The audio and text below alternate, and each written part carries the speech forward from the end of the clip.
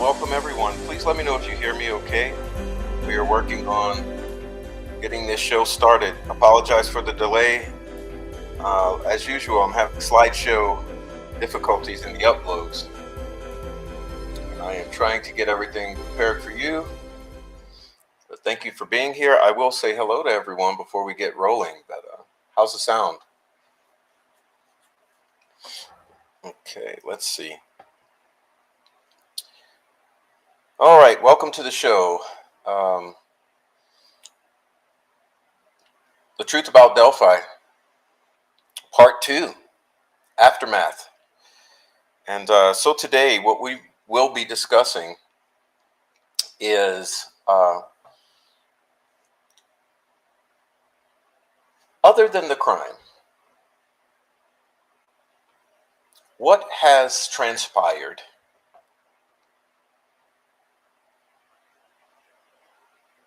to facilitate the crime? So we'll be getting into that, and I'll go into more depth after I say hello to everyone. And I am still trying to get material uploaded here, so we got spinning balls and all of this, that, and the other. And so we'll be working on stuff, but in the meantime, let me say hello to everyone here. I appreciate you for being here. And first of all, I'm going to start off with saying hello to It's a New Day. Thank you for the super sticker. Put that up there. Thank you for the super sticker. It's a New Day. All right. Thank you so much for being here. And thank you for the contribution to the channel. Helps me keep going. And good to see you here again. And ACB. Thumbs up. What's up? Okay. Digital. What's up, Digital? Okay, so we have an issue here. I'm gonna get this started again. Let's see what's going on.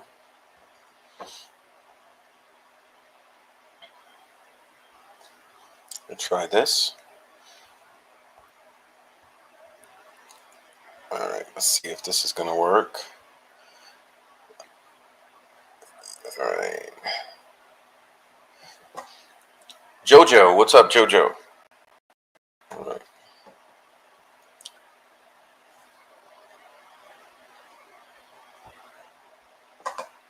Indy Cindy, Tracy Fleetwood, Fur Baby Daddy, Heather Brown, Ashley Nudo, what's up? Zero Cool,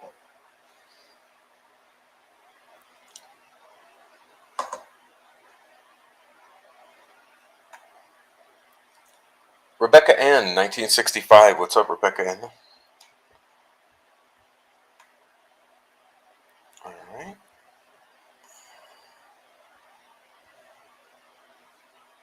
Kathy S,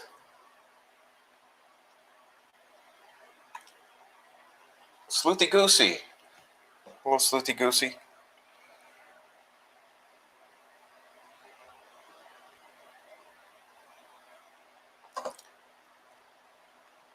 Cromley, what's up, Cromley? Gina Bodette, what's up, Gina? All right, we're getting progress here. I'm getting things. Okay, Amy Dunn, what's up, Amy? You guys are something else. And I've caught up. What an amazing feat. Okay, Serenity Meow, what's up? All right, so let's see. We got a problem here.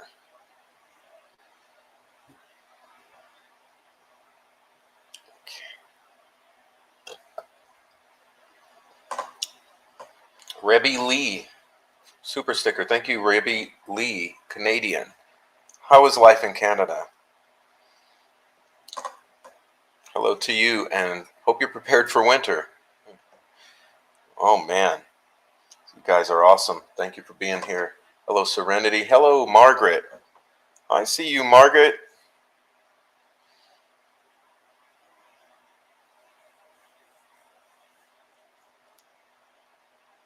Let's see what's going on here.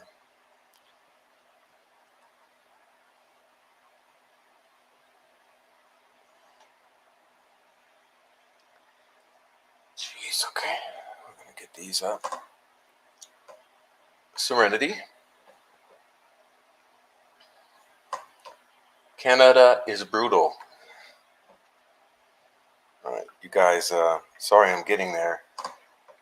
Indy Cindy, okay. So everyone in the Lurker crew, please go ahead and join the party. Okay, the water's fine.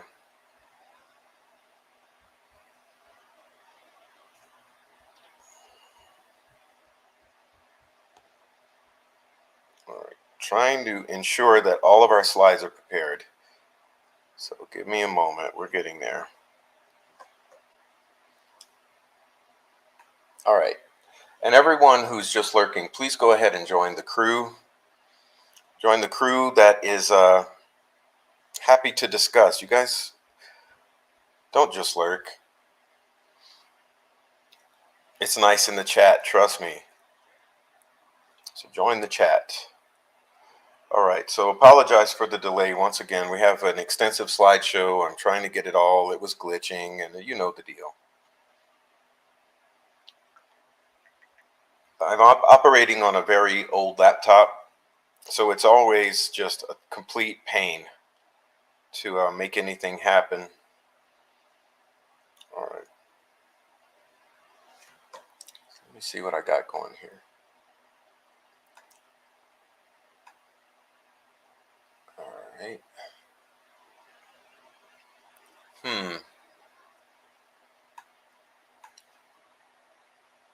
We may or may not have a complete catastrophe with the slideshow, so I'm not sure. I'm not seeing them. Okay. They're just taking a minute. That's what it is. Okay.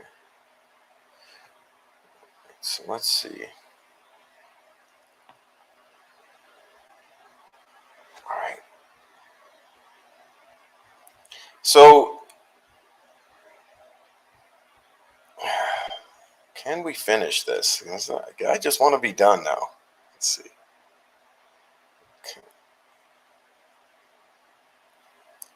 One more upload.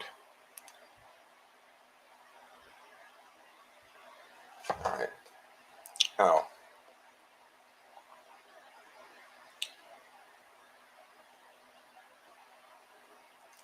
please hit the like. Yes, important. Important. Please hit the like while you're here. Let's see if this is prepared to give me a show. Come on. Is it freezing up on me now? Let's see if we can get the first one pulled up.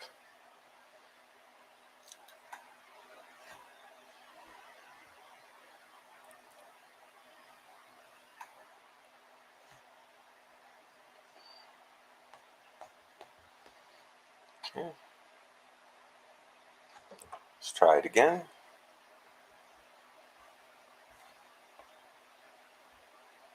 That looks like all of them. Let's see if we're good to go. We'll get this pulled up. It's a total pain. All right, now, hey, Jaded Empath. Technology is a gift and a curse. But lately mine is, I don't know if you hear my computer now, the fan is running high. It's an old laptop, and it's been nothing but a pain. Nothing but a complete pain. All right, Old Mort, New Mort, how are you?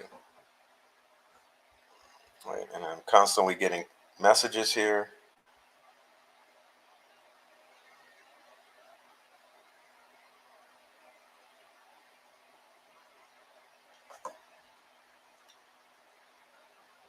Okay. Oh, where we got? Okay, print.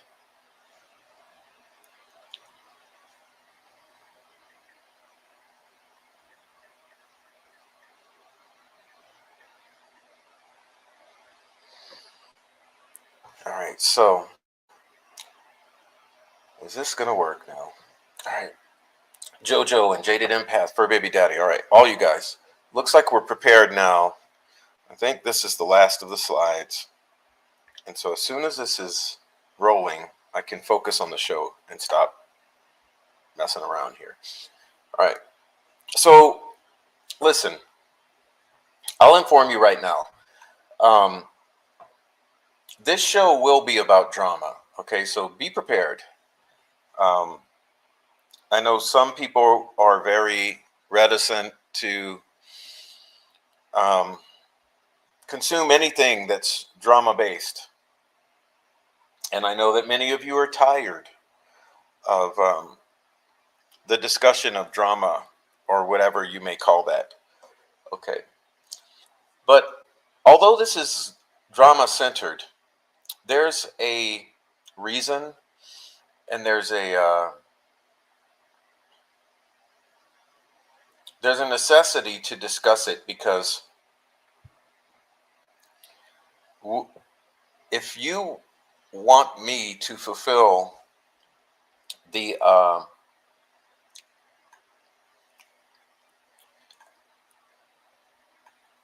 guess the responsibility of the title, which is the truth about Delphi, then we have to address the PR campaign that has gone on for years surrounding the Delphi murders of Abigail Williams and Liberty German. Because what's clear is there is a concerted effort, PR campaign, which I sometimes jokingly refer to as the troll farm. It's a cross-platform campaign on all social media. So you see it on Reddit, you see it on Facebook, you see it on YouTube, you see it on all platforms. It has different appearances depending on where it is. For instance, if it's on Reddit, it occurs mostly in the form of mods, okay, mods in strategically placed positions. And secondly, it occurs in the form of accounts who push certain narratives. So you have the narrative pushers, and you have the mods who are there to limit the speech within certain bounds. Okay, so that's part of the Delphi virus, is that there is a concerted PR campaign that exists, and it utilizes a handful of individuals to accomplish its task. Meaning, there's someone who is directing this PR campaign.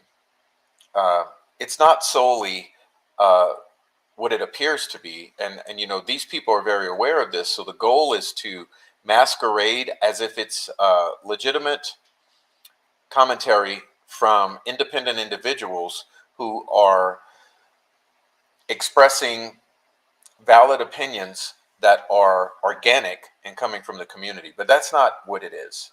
It's actually a concerted, nefarious PR campaign to control the discussion around the Delphi murders. It comes from the top on down, and it is exercised by a contingent of people who I call trolls. But they're much more nefarious than trolls. So you see, trolls in general do this for their own entertainment. They're fairly innocuous, immature, and not sinister at all, being just trolls, simple trolls. Okay, so don't get it twisted that when we're talking about the Delphi murders, it's not a simple case of trolling that we're dealing with. It's a concerted PR campaign, cross-platform spread, and it's directed from on top. And these people absolutely know what they're doing. They know the task that they're charged with. And the problem is that they are human beings. So when you're interfacing this community, especially as a newbie, you're going to treat them as human beings. You're going to see them as human beings, accept faults, accept mistakes, assume innocence, and all of the like. And so whenever you are addressed with evidence and receipts that we're dealing with a concerted PR effort, troll farm, there's going to be some cognitive dissonance. Okay. So, for me, it's been a very big challenge. It's been a challenging endeavor. I mean, the first part of the challenge is finding your bearing in the confusion that is this concerted PR campaign. And there's a learning curve with that. And it can take up to a long time, a year or two. So there's getting to navigate the complexities of the PR campaign and see your way through it. Then there's strategizing or realizing how to address this issue, because we have the awareness that there's a certain level of complexity to addressing this concerted PR control campaign in a way that is not off-putting to those who you are sharing it with. And that's been a very big challenge we faced, because in trying to present this to people and in trying to show and expose various aspects of this, because you're showing aspects of other human beings that are less than favorable, and you're addressing other human beings, it can be interpreted by those who don't know any better, or those who have not necessarily understood aspects of this concerted PR campaign, that you are fighting individuals, or you are bullying poor innocent people. But I think it should be clear to many of you by now that that's not what it is. That we are fighting basically a many-headed beast. Okay. And so, as we address all of the aspects of this many-headed beast, or all of the tentacles out here in the social media, it's quite disturbing, it's quite confusing, and there's a level of cognitive dissonance that goes with it. So part of the goal of tonight's show is not only to address that this exists, and and that it's a equal part of the crime, okay, because it is equal part of the truth about the crime is showing you and understanding this. And unfortunately, it does involve real people. So there's that aspect. But the goal is to show you and try to at least um,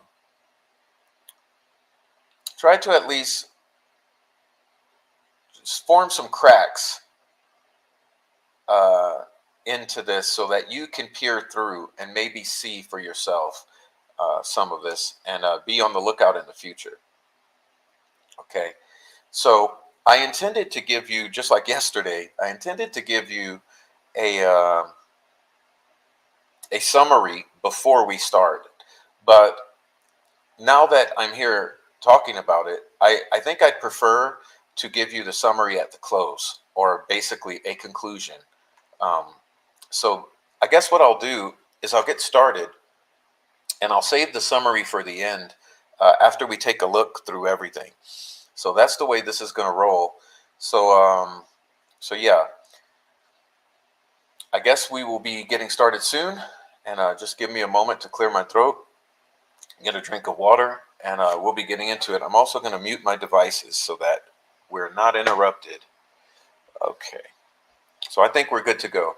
And so give me a moment, and we will be getting started. And you guys just try to sit back and take it all in before you come to any judgments. Okay, so before forming any judgments here, try to figure out how you're going to allow yourself to take it all in before you reach any conclusions. So we'll go that route, hopefully, and we'll have some success. Okay.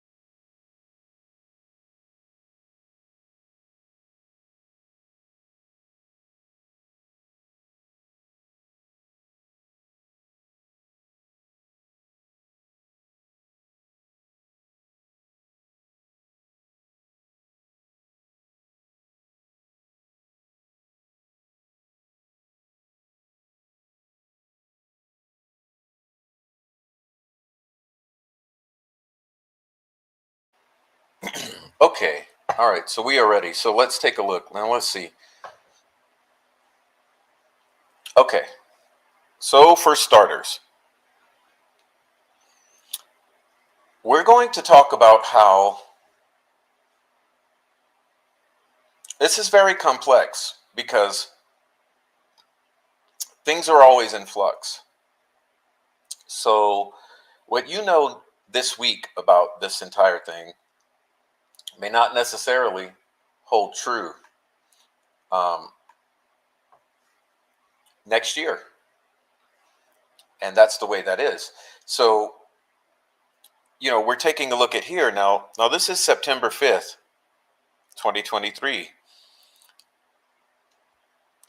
This is at a time that Rick Snay was being used by some individuals to basically be an attack dog. Okay. And the interesting thing about this particular date here is that after I had undergone a severe uh, trolling campaign to try to run me off of the internet, I had taken a step back because I was so disturbed by the intensity of the campaign and all the directions it was coming from that it actually taken a step back. And here on September 5th, I chose to do a live stream after approximately a month of stepping back. And it was so very odd because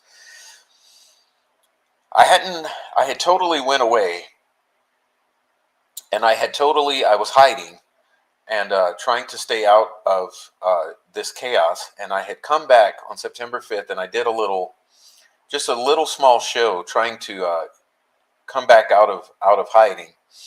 And it was odd because immediately after I finished that show, not only was I receiving spam phone calls from these people, but as you can see, they convinced Rick to do a live. Okay, and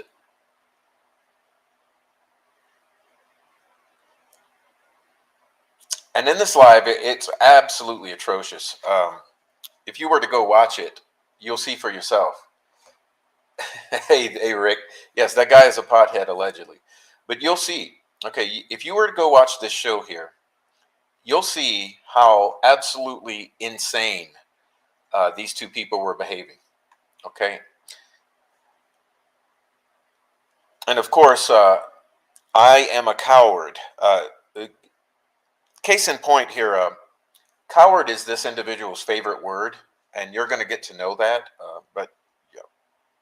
Anyway, so it's interesting because throughout this entire time, now see, this is something many won't tell you, except there are some who would tell you. For instance, Deb Slaughter would tell you, Meow would tell you, Ruckus Rocks might tell you, Reg Dunlop would tell you that for months I tried to have these people disengage by making a peace deal, so to speak.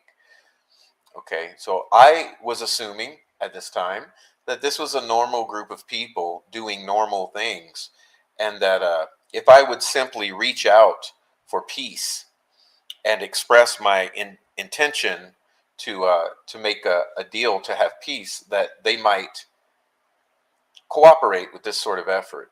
And as you can see here, this is Reg Dunlop and I discussing this, where I'm attempting to ask uh, in this deal that you're going to help facilitate, who are the ones you're going to be communicating with.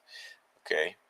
And it was him and Jinx and Bossy and Frost and Hybrid Persevere and Stephanie Rush, Minerva. Okay. So there were some he wouldn't name. Okay. So, but that's somewhat of a core of the group.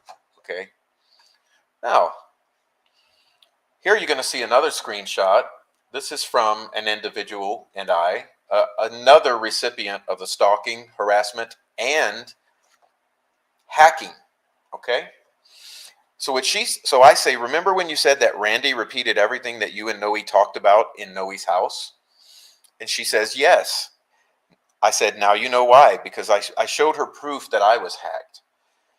And she says, I mean, it was word for word. I was freaked out, almost crashed my car. I said, Curly told me that Randy was somewhat of a hacker. I'm at my breaking point, says this young lady. Indie Archive and Frost are Satan, I said. Don't say that. All you ever have to do is call. They all have a motive to kill for, she says. Yeah, I wonder how deep this goes. Listen, me and Curly talked a lot about phones showing at different locations. I told him mine kept saying I was in Logansport and his was Delphi. The detectives from Leak is in Logansport. I'm overwhelmed. It stopped pinging there and back in Allen County like for 2 weeks now. Until the other day I got notified by Google that I was hacked. That's your hackers right there, I said. I didn't even attempt to change shit because I'm exhausted. I've had to change my number and password so many times. I get locked out of shit now. I forget my password and I'm just done. I'm thinking about walk away from Delphi. I'm slowly dying while seeking truth, and it's only making my life hell, but I thought I could be strong enough to get through it, but I don't know. I got a lot going on in my life. Okay? What's odd with this person, because the same had been done to me, and I can tell that story later, but I've already told it before, in how I was hacked and how my location was known when I was in Indiana.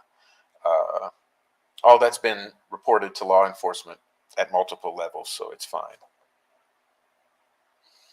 Okay?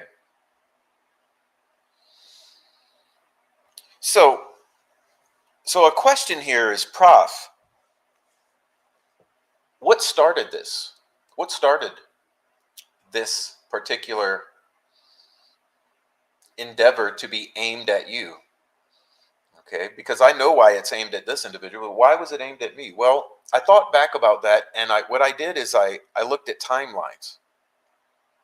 Okay, I looked at timelines. And when I looked at timelines, what I discovered was that there were some things that all happened at the same time that caused this. And I think it's because in this particular week, I basically decided to come out of my shell and break out of the bullying that I was experiencing from Ruckus Rocks and his group of retards in the Discord. Okay. So what I did is this particular week, I decided, you know what, I'm going to say what I think from now on and stop biting my tongue. So that week, I released a video about the Abby Snapchat being photoshopped. Okay. I also very vocally spoke about my theory that this is a meth-involved situation that the girls were killed in. And thirdly, I did a live stream, my show number 19, in which I challenged Becky and Kelsey to cooperate with law enforcement and talk more.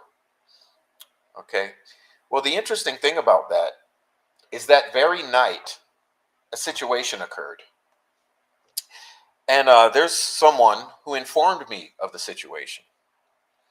And the situation says, 9 p.m. on a Tuesday, Sleuth was mad about your live and about the family.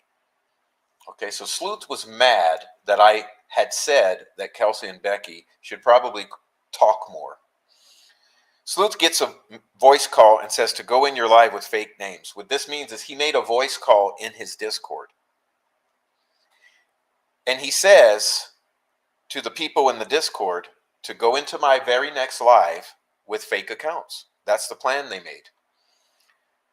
And I said, and this person says, all those names I gave you went into Sleuth's voice call.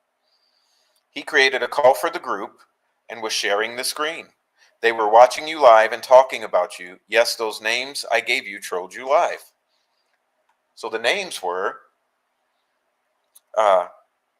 Frank, Reg Dunlop, Hybrid Pisces, Persevere, Ruckus, and D. Ashley. Very much similar to the names that you just saw here from Carpenter. Okay? So Sleuth, so when we're backing this up to the furthest point, the fact is it was Sleuth. It was Sleuth who sent the dogs after me. Okay? We'll be getting to that later. We'll be getting to why. Why did Sleuth send the dogs after me? Which was the tipping point. This is what started all of the campaign against me. Why? We'll get to that at the end of the show. Let's keep moving on. This is another receipt about the peacemaking. This is Meow talking to Jinx 13 about attempts at making peace.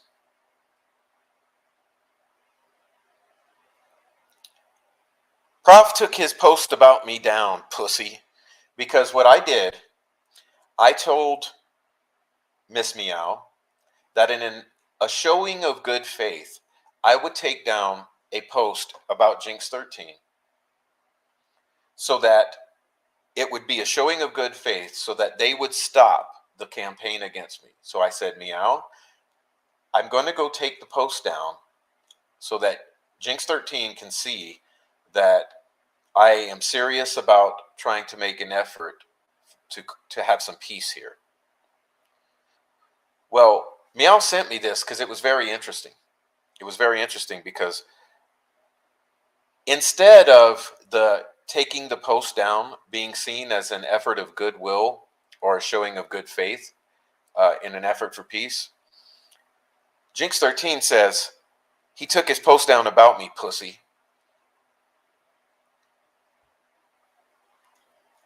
Meow says, I thought we were de-escalating. Okay? Why? Here's a receipt for Deb. Bossy. Prof is not my friend. He contacted me and asked me if I would broker a peace deal between creators. And because I wanted everyone to get along and stop doing stuff to each other, I agreed. Well, so that makes Reg Dunlop, who I asked to intervene, broker a peace deal. That makes Meow, an individual I asked to broker a peace deal. And now this makes Deb, an individual I asked to help broker a peace deal. After Sleuth started the troll farm against me. Well, instead of a peace deal, what I got was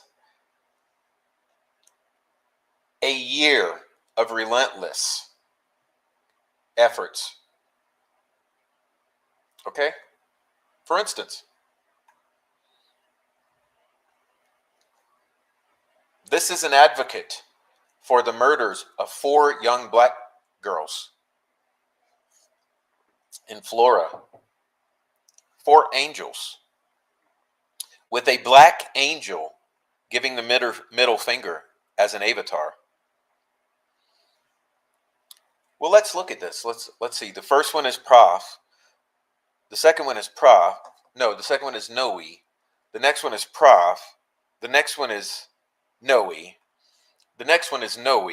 The next one is Holly, Prof, and Noe. The next one is Holly. The next one is JLR. The next one is Holly and Noe. Are you seeing a pattern here? After I begged for a peace deal, and after I begged, and I took down negative posts about this individual. But she wasn't alone, because her best friend, who she regularly appears at court hearings with in the same vehicle, he created this channel, initially called Delphi Dirty. Delphi Dirty. As you can see, these videos are called Delphi Dirty, but the channel had been changed to Delphi Strong because they had a change of direction in attempting to go from a harassing doxing channel to a victims advocate channel. But look at it. You'll see, look at every video. Look at these videos.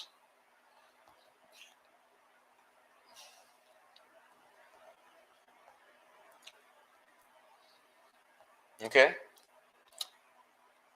And then we have a third individual. Once again, who are the targets here? Who are the targets? Prof, Noe, Prof, Noe, Meow, Prof, Prof's parents, Prof, Noe, Joe Lewis, Joe Lewis, Joe Lewis, 4 Pits, 4 Pits, Prof, Prof, Prof, Prof, Prof, Prof.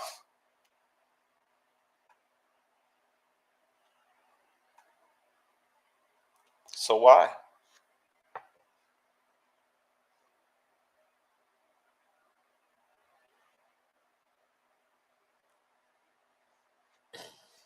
Why?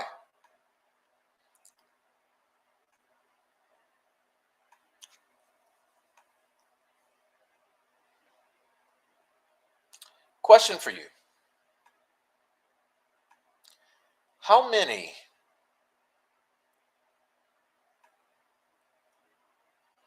honest question, how many have been run off of the Delphi murders?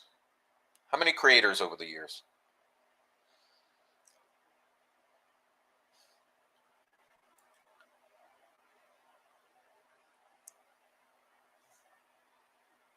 How many creators have been scared off of the Delphi murders over the years?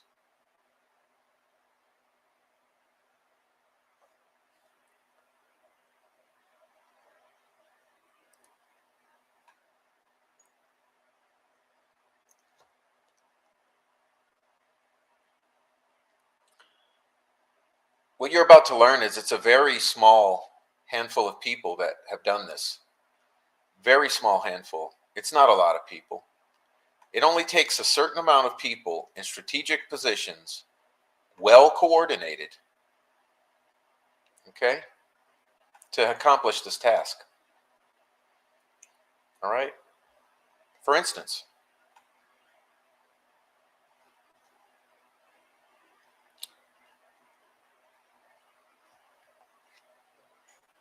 Thomas Frost, of all people, the other best friend of this group,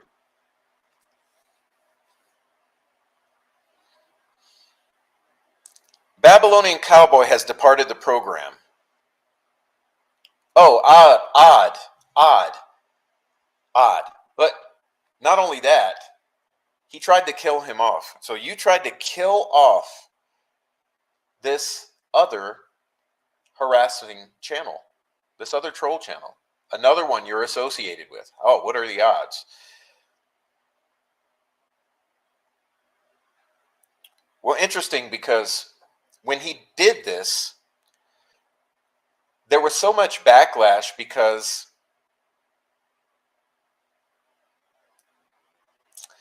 you can't just kill someone, especially after what you had done with the fake obituary, which Deb Slaughter helped to hide, and which also involved the same individuals we just covered.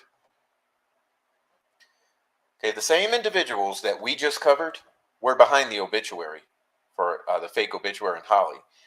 And in the wake of that, this dickhead tries to kill off another supposed individual in the community. You can see Meow down there saying, was it confirmed? Sorry to hear this. But he fucked up, and he basically walked that back when he realized it was too much. You can't kill off someone when you have just traumatized the community with a fake obituary against another community member. It's too much death, too much alleged death in a month period. Okay, so you tried to kill Holly in the public, and then you tried to kill Cowboy in the public. It wasn't going to work. But we'll be getting to this stuff here.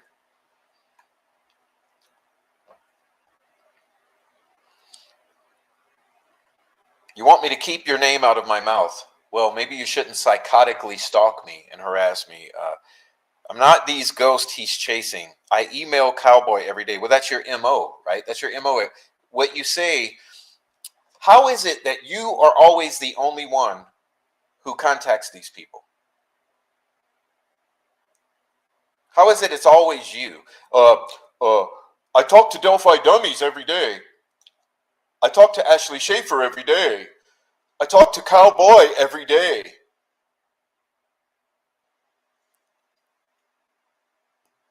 Why is it always you? Why are you always the nexus, Tommy Frost? He doxed other people.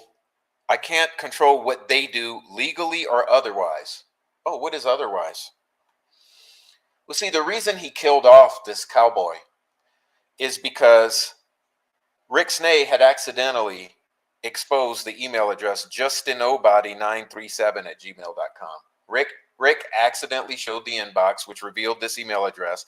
And once we were onto that email address, he had to kill off this account, and which is what he did, because he knew that people would be trying to get behind this. Okay, as you see. So this is what they do. They both distance themselves from these individuals so that they're not them, but then they also prop them up like this one. I just want to acknowledge the excellent visual work that Thomas Frost and Indie Archive have done, showing the trails, bridge, crime scene, creek crossing, roads. They have done some really cool collaborations using drone footage and in-person hiking. I believe Thomas will be at the hearing tomorrow. Not sure about Indie Archive. Check out their work if you haven't, says Normal Pizza.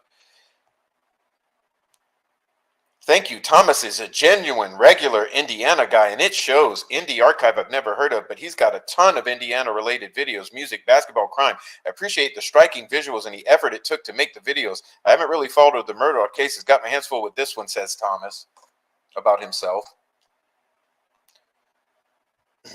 Well, you see, Thomas doesn't know that I know he's connected to Anna Williams and Mike Patty. through this individual.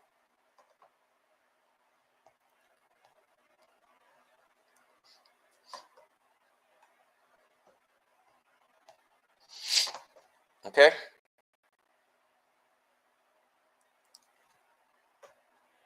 And this is fact.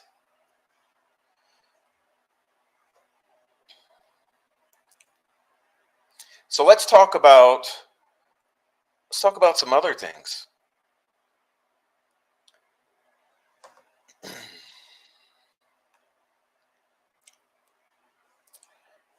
Because like I said, this thing is always in flux. You never know. You never know who you're dealing with here. For instance, let's look at Luis Cuevas and Hoosier code cases. Luis says, Frosty is not a good guy. Been a busy day, but I'm stopping to say I have been seeing a lot of people thinking that Mark Robert is behind the crime scene photo leaks. It's just not true. Mark sent them and did the right thing and cooperated with law enforcement. Please don't harass him. He's a friend of mine and a great person. He would never do such a thing, except he did.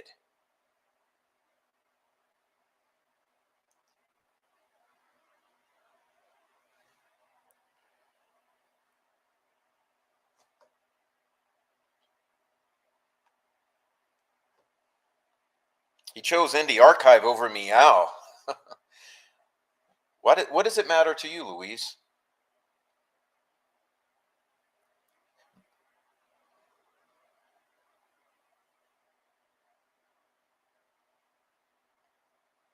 Basically, the whole Reg Discord freaked out with these leaks.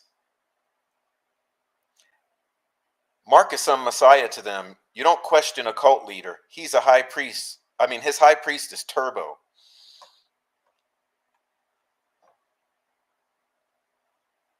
It's a good analogy. Frosty is probably definitely easily manipulated.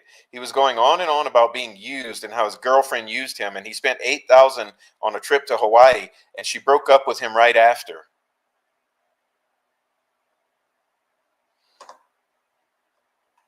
I was booted for no reason before all the drama, and then when I was led back, she told NE how you guys can go back to enjoying your cleavage. I never showed cleavage. Oh, but you did.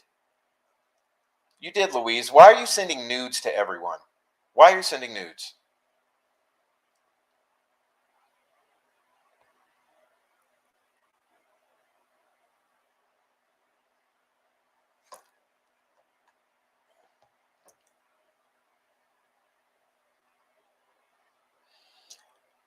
Dog Days 30979 says, wasn't this is a Mark a source also to some of these creators? So he took it upon himself to report this source when he was doing the same thing as any of these sources providing information to these YouTube creators.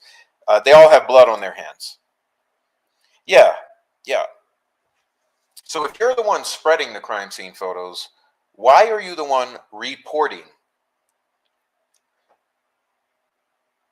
Strategies on top of strategies here.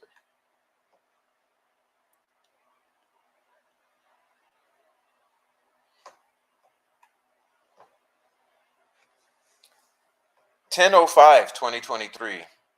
Oh yeah, apparently Brandon got a lot of stuff from Turbo. I have no idea. Sorry, I was doing math. Haha, yeah, I just have to wait. Only answer for now. And I hate waiting. He lied a lot. Wow. October 5th.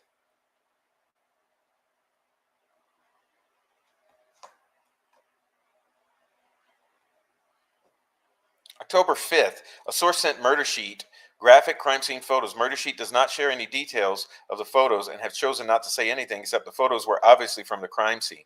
On the 6th, I was booted from the server. Reg Court, says Louise. Yes, because on the 6th, he nuked the server because that's where it all took place, from this cult. On the 6th, Frosty is having an awful day. I wonder why.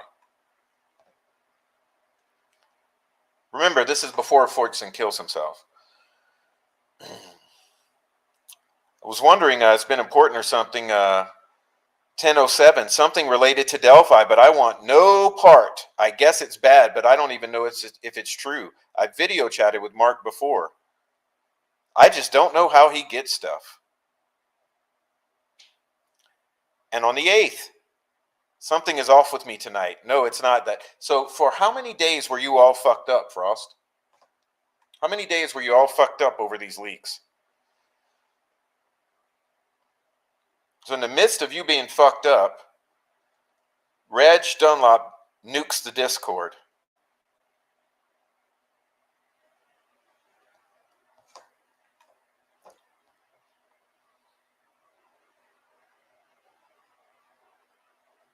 Jason Blair. For those of you who care about the Delphi murders, the murder sheet has a great Q&A out today that illustrates why we should give some people grace. I met the source who reached out to them and can assure you he was a good guy. Remember that? Do you guys remember the term good guy? I mean, I ask you guys to be very wise here. Good guy was a talking point. I told you this is a PR campaign. It's an organized PR campaign. Talking points go out in the form of bullet points, and one of the bullet points that went out with this crew was good guy. If you go back into all the receipts, which I have and others do as well, good guy is the talking point. Okay, good guy. Yes, Mark Robert. Good guy is a talking point they've decided to use. So basically, the meme that was going to go and be attached to Mark Robert was good guy. Okay, but you see Jason Blair talking about meeting with the good guy, using the word good guy, and oddly enough, we'll get to his contributions to the campaign later. But 10 days from the 20th would have made that 10/10/2023, one day before Robert Fortson offed himself. Bravo! This is so money laundering and possible extortion. They won't give us all the details because they have shit to hide. Was someone threatening Robert? Who made such a large donation to the dipshits less than 24 hours before his demise? Well, little Frankie says it's Tyler Carpenter. You want to know how Keegan Kline would get paid for his child porn so he wasn't caught? Just like this. If this isn't what appears, murder sheets should have no problems discussing anything about the leak without hesitation. They are the ones who complain about secrecy until it's done with blood on their hands. Who killed Robert? I no longer believe he did this to himself after seeing murder sheet was paid by the same leakers who are still living.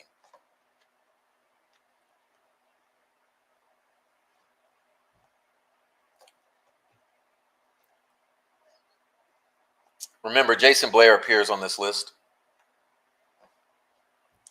Says a member of the YouTube community. I'm glad y'all addressed Make-A-Wish paying for everything. My youngest sister had a life-threatening condition and was always in the hospital. Someone at the hospital nominated her to go to Disney World because my mom was a single parent. They paid for airfare, food, admission to all the parks and SeaWorld, as well as putting us in one of their resorts. They would take you into VIP areas. I mean, all kinds of things. They definitely pay for everything. So that GoFundMe really pissed me off, and I'm skeptical about it. Also, sorry, I'm commenting on old stuff, trying to work my way down to get caught up, says anonymous member of the YouTube community. Says another anonymous member of the YouTube community in Discord. No, I just don't agree with Mark Cohen being a victim. He uses his daughter's illness as a shield and to manipulate and bleed money from people. It's disgusting in my opinion, and he is blaming everything on a man that's not here to defend himself. Mark's daughter has had her 2 transplants and has recovered. He needs to be held accountable for what he has done, and at least he's still around to enjoy his daughter. What about Robert's daughter? She's lost her dad due to something that Mark had a major part in.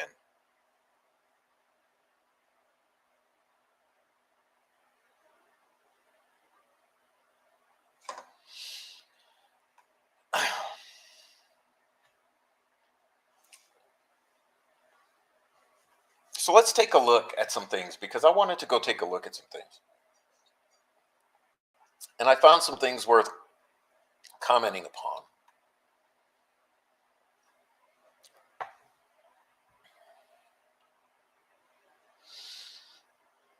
Says Mark Robert, I do find it funny that many of these creators are denying the authenticity of the information I've provided publicly, but privately endorsing it and discussing the information as fact and analyzing it. Definitely. I just don't want to get lumped in with other people's theories. I don't want anything to take away credibility from the information that I have shared. Also, I hope I don't have to debunk everything that people claim and use the discovery to back up their claims. How do you have discovery?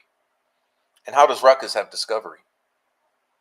If it doesn't come from me directly, I do not endorse it, and I don't care who it is or how important they think they are. ETA, I have no problems with Ruckus, and I believe his heart's in the right place. Just clarifying, he came up with this on his own with no input from me. Did you give him discovery? I do not share with Ruckus everything he referenced were from the pages that I have put out publicly. He is his own person who draws his own conclusions. He does not speak for me, and I do not speak for him. I shared a total of 9 pages from the Index of Discovery, 7 publicly and 2 privately. I suspect those 2 will make their way online soon. I can't control what others do. Why are you always fucking leaking? That's the fucking question, dickhead. Please don't feel like you have to pick teams. Oh, well, why has your tune changed? I don't want any of you to be subjected to harassment because of me. Well, why do you do the harassing? I'm not naive enough to think that this wouldn't be heavily scrutinized or that I wasn't going to be ridiculed. I chose to. Please don't feel like you have to. I'll just reiterate my main point, or agenda as my critics call it. The case against Richard Allen is strong, and a thorough investigation was conducted by law enforcement, says the bootlicker. This is what they do. The people who think they have ownership over this case and the narrative go to great lengths to discredit and bully anyone who's new or with different information, and then spin it to make themselves look righteous. Well, it sounds like you're talking about you and your buddies. Claiming that, well, I'll skip that.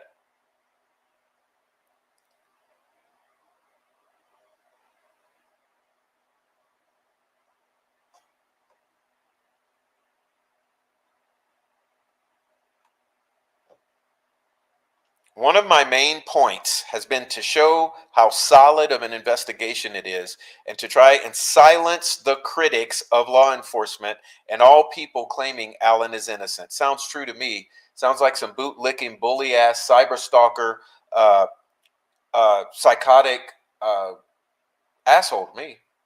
Sounds like exactly what you've done with your little peons. It disgusts me to see so many defenders of a child killer. Who says he's a child killer yet? I have to be careful what I share for obvious reasons. Yeah, obvious reasons that you might be held accountable.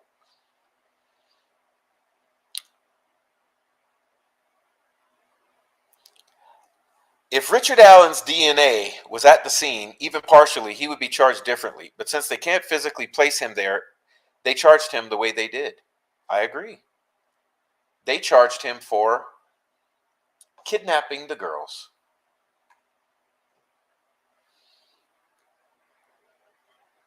So I faked the images I shared, showing names of people interviewed in the investigation that were unknown, released 3 usernames belonging to the Allens that were definitely unknown.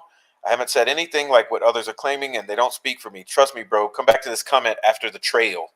I'll come back after the trail. Don't worry.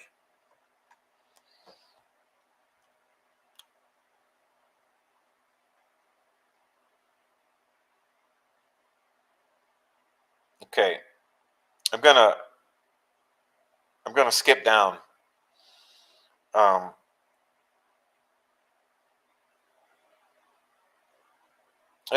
skip this. I'm trying to rush through. Let's rush through. All right. There are a few reasons Nick had to mention that he believed there were others involved. Okay, are you seeing this? And he likely wanted to take the power of that statement away from the defense before they were able to view the discovery and it be known to them. That's my personal opinion. There are some things in discovery that definitely suggest other actors, and one very key piece of evidence that concretely proves it. Hold on a second. Okay, this is twofold. First, how are you seeing discovery before the defense has seen it? Okay, major question here according to this first paragraph. How are you seeing discovery before the defense is able to view discovery and it be known to them.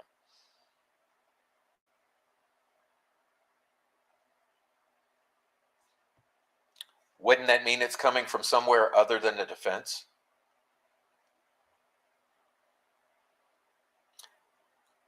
And what does this mean? There are some things in discovery that definitely suggest other actors. I would agree that. And one very key piece of evidence that concretely proves it. What is that very key piece of evidence? What is the key piece of evidence that you knew about before the defense that proves that there are other actors? It's odd that you believe this, yet you're doing what you're doing. It's odd. As far as the other things he's claiming, I honestly suspect his statements come from a person I had a private conversation with in regards to certain people post Allen's arrest. Not many have been spoken to, so it definitely suggests something, but not concrete like his claimant. And yes, some of the people interviewed post-arrest are known, and one definitely is a name I've never seen before. Nothing I have suggests that things are coming to a head, but it's an ongoing investigation, so it's not impossible that the investigation has made significant progress since. Nothing I have seen suggests premeditation, so I have no idea where it's coming from.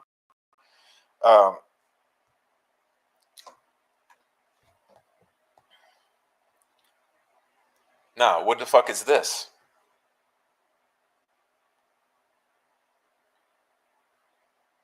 Let's talk about this. Part 1. It was things on a very unconventional platforms, or things on very unconventional platforms. Huh. No comment about what was uncovered, but it provided an important digital trail. So you're talking about Allen? So what about Allen was on very unconventional platforms? And what was the important digital trail? Because, it's odd. I haven't heard you say anything about that. 2, there's direct evidence, not just circumstantial. What is the direct evidence? There are many subpoenas to various businesses that tie Allen to direct evidence. What are the subpoenas and what are the businesses? I've seen nothing about Vegas. Definitely many tentacles and parallel crimes and players intertwined. Sounds like the criminal underworld. I plan to post about the sketches soon that will clear things up. No, number 4. Let's look at number 4. Because why is your story changed to Lone Wolf Killer? Definitely many tentacles and parallel crimes and players intertwined. Yeah, I think you, me, Rick Snay, Alex Voorhees, and a bunch of others would agree with that.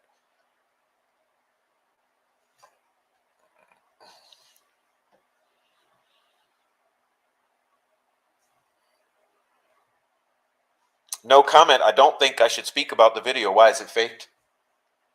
I will say there's additional audio. You don't say. The sequence of events is a critical part of the ongoing investigation, so it's best I don't comment. What the fuck do you know about an ongoing investigation? Who are you talking to? Where are you getting information? Who's the fucking person in law enforcement who is leaking to you and for whom you are leaking?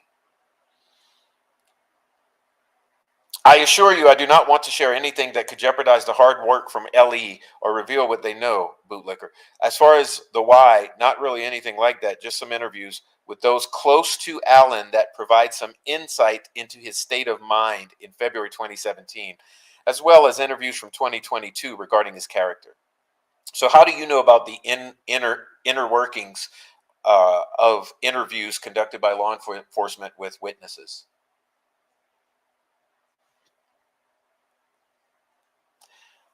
While it seems that the tripod stuff was off, there's definitely evidence that at least one photo was taken by the perpetrator. Really? Where's the photo? Do you have it?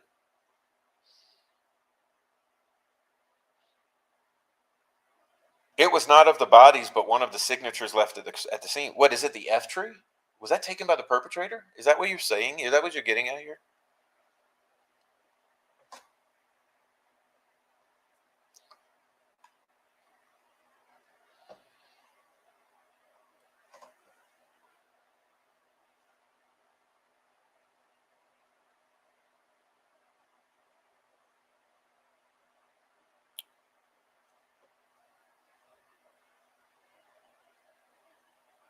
They relate to Richard Allen because they provided detailed information about the perpetrator and contributed to the investigation. At the time of the interviews, Allen had not been identified. I apologize if you interpreted it as the interviews were actually about Allen. The information from all interviews listed contributed to identifying Allen as the perpetrator. Therefore, wait, I thought it was the Dan Doolin tip.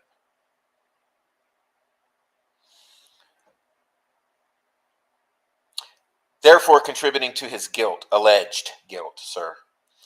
That's what I meant when I made that statement. I hope this clarified things. Any interview in 2022 was about Richard Allen. I do not want to point something out that I really, no, I do want to point something out that I really thought people would notice, but it seems like it was overlooked. Why is the supposed interview with Dan Doolin in 2022 not part of this list? They did not find Allen the way you have been told. Oh, are you admitting that we've been lied to? I believe this is because if they use the lost tip narrative, others won't be aware of what was actually discovered by giving them a false sense of security. So what are you saying here? That it's a lie, the lost tip narrative? So you're admitting that the Dan Doolin tip narrative is a lie. That's what you're doing. Okay, good. That's good to know. You think there's a strategy behind the lie. I see.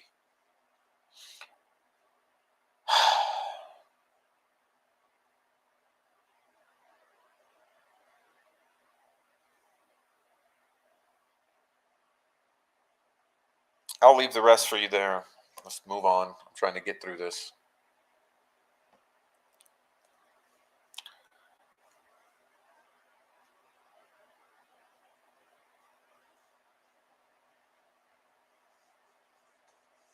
All right, let's skip down to halfway here. It says, I believe Klein will not serve the current sentence. That is my answer. Will not elaborate more. Why? Are you admitting Keegan Klein has knowledge of what happened with this crime or is involved in some way?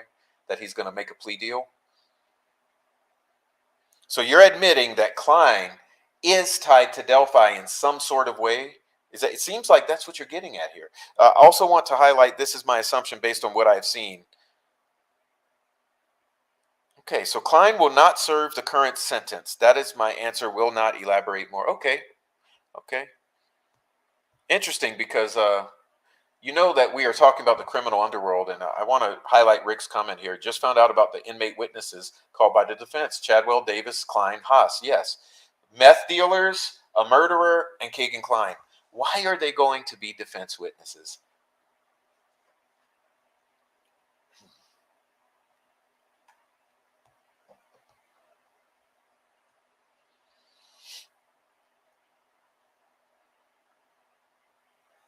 I would like people to know that they have a very strong case. I was too skeptical and even defended Allen to an extent, and now that really doesn't sit well with me. Also, to highlight certain things and events that are part of discovery that hopefully people can piece together on their own without being explicitly told. What the fuck are you talking about? So you believe they have a very strong case? Is that what the PCA says to you, that Liggett fabricated? Okay, you know, it started. Okay. Let me move on halfway down here. Let me move Rick's comment. I think any comment from me regarding the Kleins could harm the ongoing investigation. Klein is in discovery more than what has been posted. It's complicated. I'll be able to explain more at a later date, but primarily to show law enforcement extensive and solid investigation, and to show there's more in play than just Allen. So why the change of heart now? Why the change of heart? Because you, sir, are Troll Farm. Why the change of heart?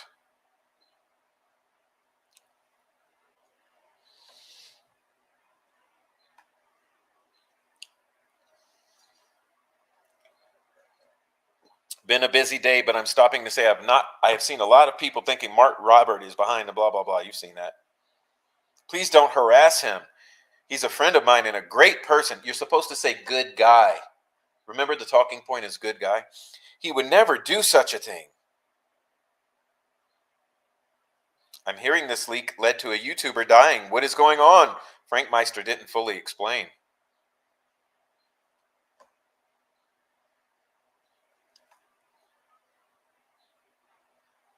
Unrelated, I've been reading Saul Alinsky recently. This is quite an interesting character. Hillary Clinton even wrote her senior thesis about him.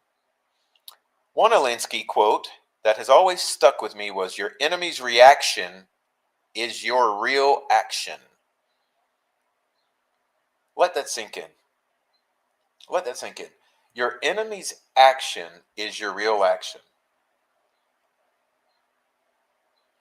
Let's assume the prof is the enemy in this context. This quote describes exactly what is happening here, right? Correct me if I'm getting it wrong here, but this is what seems to have happened in my opinion.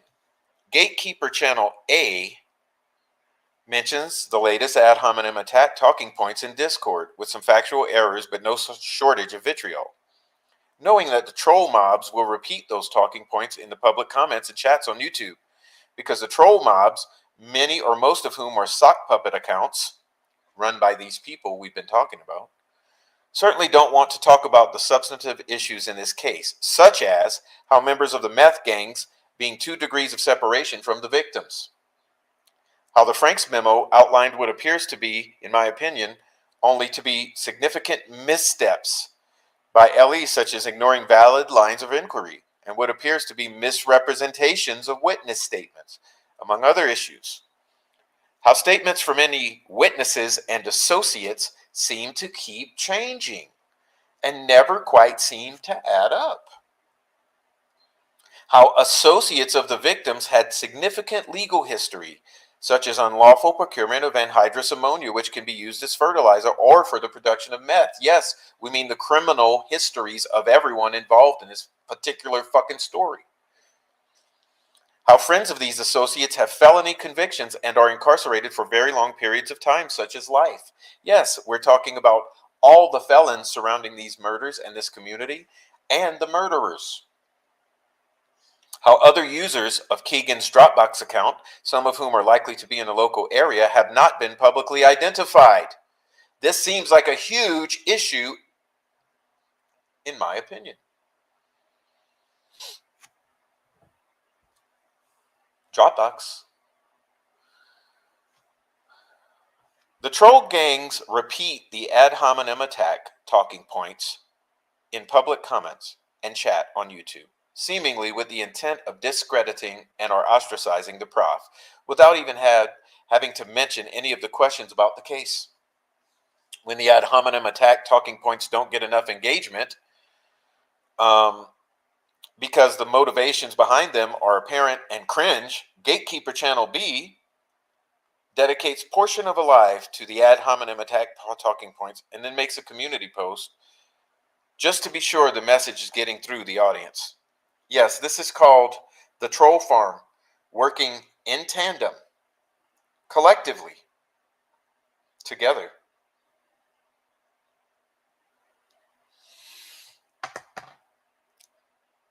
Classic Alinsky method.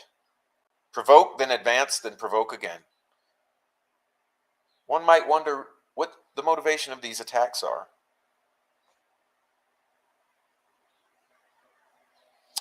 The use of social media accounts and YouTube channels as proxies to subvert the gag order or the parties in the case on the parties to the case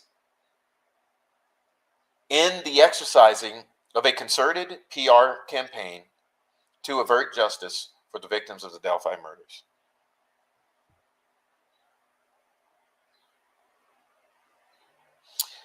Prince Paul says, yeah, where supposedly Ruckus met up with Cohen and didn't mention a word about the case or exchange any photos, bullshit. Yeah, exactly. So Ruckus meets with Cohen in person at a bicycle bar in Orlando. Doesn't talk about the case. Doesn't exchange any photos.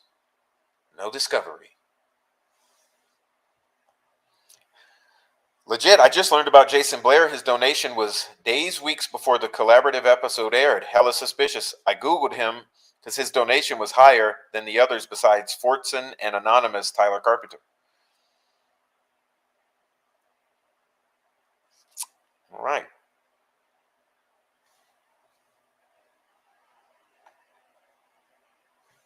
from the Mitchell-Westerman Affidavit of Probable Cause, filed 11/21/2023. Through the course of this investigation, law enforcement learned that Fortson shared these photos with another individual in Texas, Mark Cohen. Cohen then shared them with various creators of YouTube channels and podcasts. Do you see anyone else named there?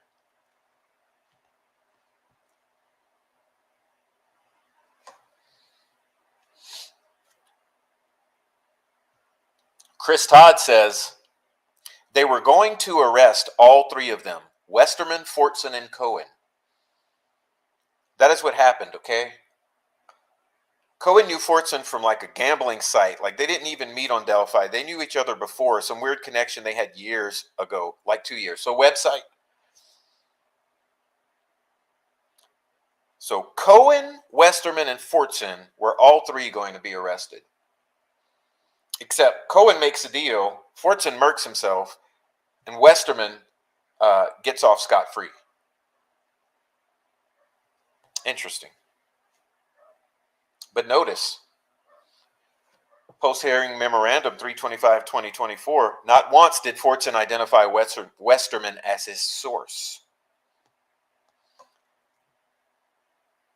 So I've started to correct this particular graphic here because it was rife with errors. Okay?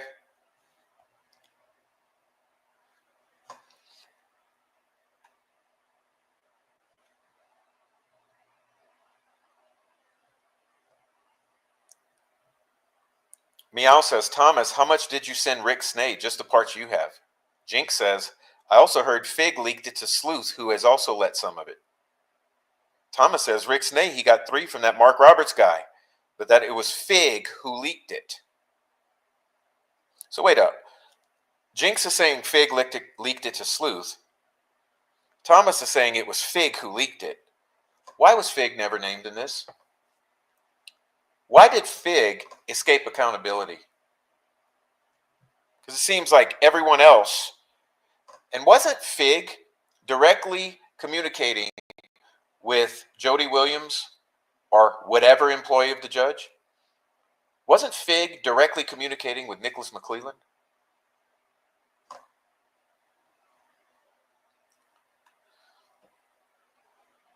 I mean, hey, I don't know anything here.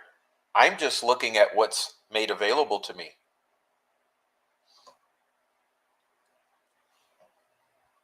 Where's Fig in all of this?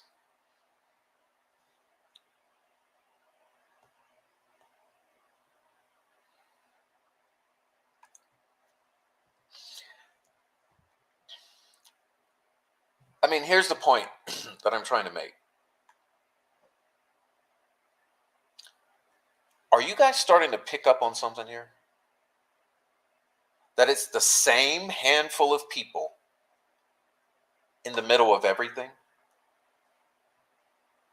I mean, at the absolute ground zero, center of everything.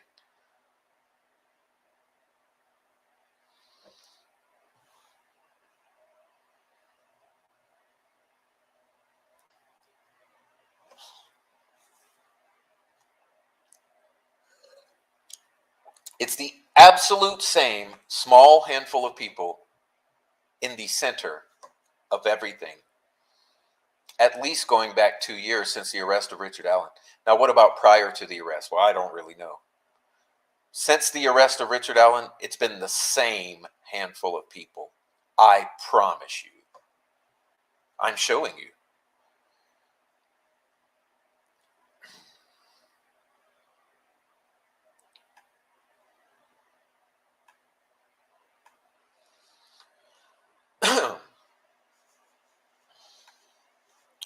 The Dummies channel made fun of me like a week ago. That means it's not me. I don't have anything to do with it. What about Delphi Strong? Are you sure that wasn't originated by Chris Long? Because these two of you associates who provided the proof. I really don't talk to any of them much anymore. I'm really by myself lately. Really? Your best friends? Your best friends you don't talk to? Why is it always the MO is distancing? Yes, VV was bossy, and I learned that at the same time you did. As for the new ones that popped up, it's genuinely not anyone I know, although I talk to them every day. The Delphi Dummies channel made fun of me like a week ago. I can't have anything to do with it.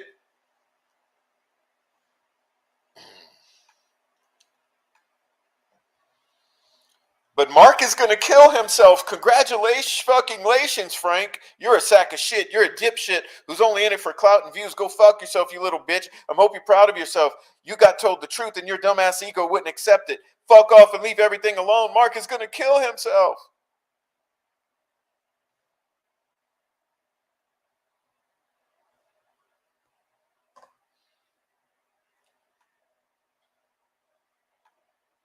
Frosty was also Pearly Armstrong. Oh, he's now crying harassment after his dirty dick brigade made dozens of burner accounts to harass people. You mean what you guys did? Let's be clear.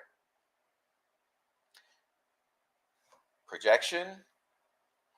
Buckle up, Profi Poo. You started this, not us. Who is us? I think we know. Hell, I couldn't even really know. No. Hell, I didn't even really know who you were until this morning. You dragged me into this. Worst decision you could have made. Okay, Thomas, you didn't think I knew who you were. Bro, you knew who I was. You knew who I was a year before you made this post. Let's stop the gaslight, lies, and retardation. I didn't even know who you were until this morning. Come on, Thomas. You knew who I was a year prior. Let's not fool ourselves. Jason Blair and Onion, both journalists, New York area. Mark had been inserting himself into this case for a very long time. Jason, to this day, is Mark's mouthpiece. Mark had known Fortson for many years, apparently from the services. No, from some secret website. Fortson and Westerman also knew each other from the service. I believe Baldwin was appointed. They saw their in, yes, to set him up. Wouldn't surprise me a bit if we find out they paid Westerman to do what he did or otherwise incentivized him.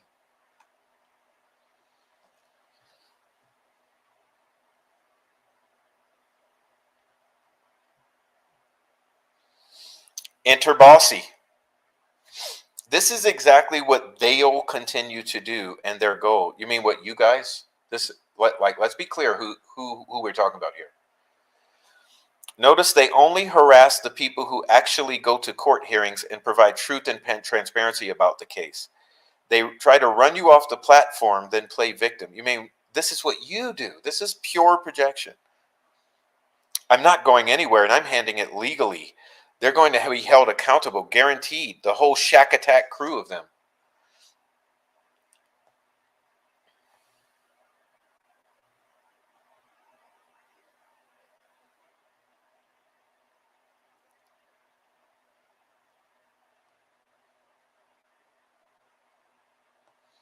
So let's talk about these people.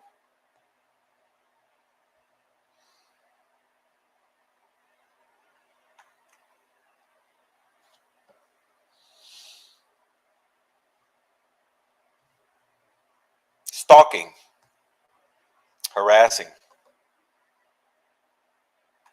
gaslighting.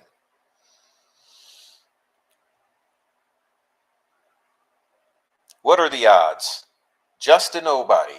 Messages Thomas Frost. The best part is we didn't even do anything like he's claiming. We should thank whoever did because he sounds like he's been crying himself to sleep because our intention is to harass, dox, want to make kill self, etc.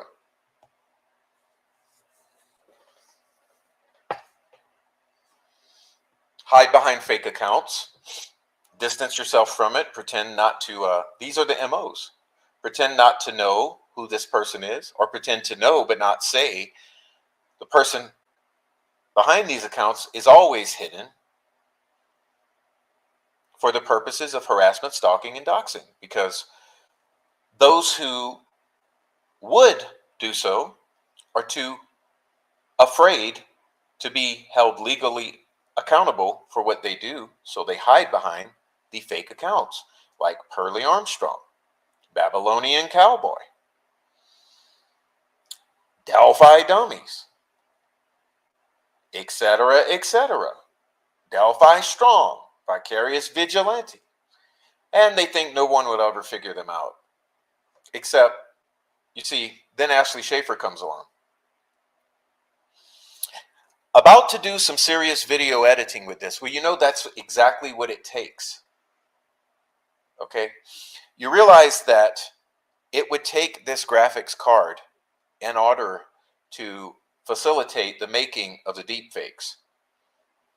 But you're too stupid to not post when you purchase the graphics card to upgrade your system so that you can then do the deepfakes using the Google software that accomplishes the best deepfakes possible. So just so odd that about the time you purchase this graphics card, out of the blue, since you've killed off Cowboy, comes Ashley Schaefer.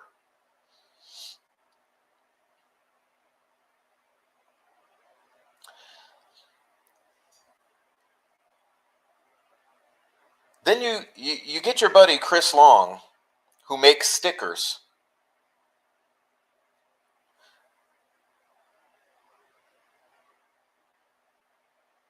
To provide you stickers which you place on Noe's car, then you place on your own door and make a joke of it, trying to laugh in our faces, laugh in Noe's face, gaslight, make crazy through stalking and harassment and playing stupid, playing games like this, the psychotic games you play. Then you talk to yourself.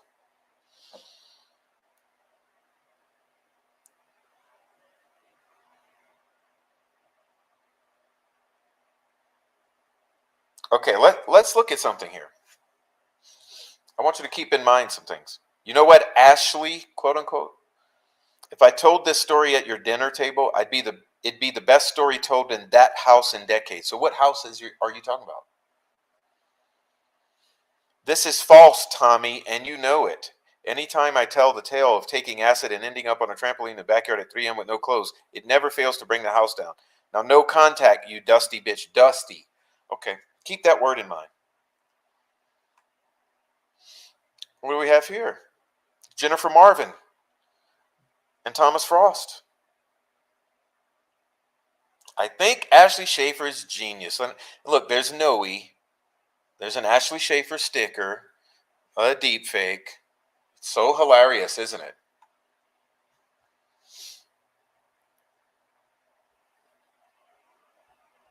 Extremely hilarious. The harassment, doxing, stalking, and intimidation is so hilarious. You have a secret Discord where all these bullies are in collusion with each other and then admit that and try to blame it away. Jinx, if it is up to me, my lady friend, is that you're really a fucking evil individual. That's why I'm name dropping. No, I'm not really, because I know where the images actually came from, Jinx. I mean, you keep saying that you do. Well, you're kind of being a lying sack of shit about it. Jinx, all I know is you lie a lot, like you really lie a lot. Jinx, you tell me you sit the entire hearing outside with some people in your car because you can't, there's nothing going on, and then you said you sit your ass entirely in your car just to film something. And it's not instigated. Well, there's something else on Thomas Frost's account that kind of contradicts that.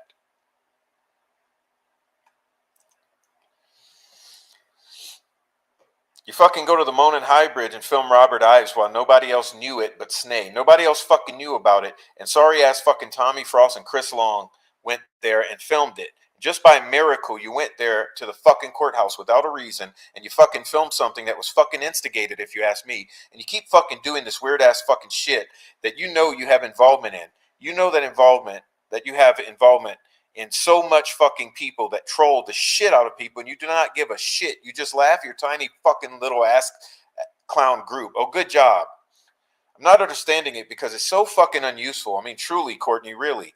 I thought that you were a sweet human being, but now knowing how such an individual you are, I swear to God, you can drop dead because you are actually really fucking terrible. It's not cool.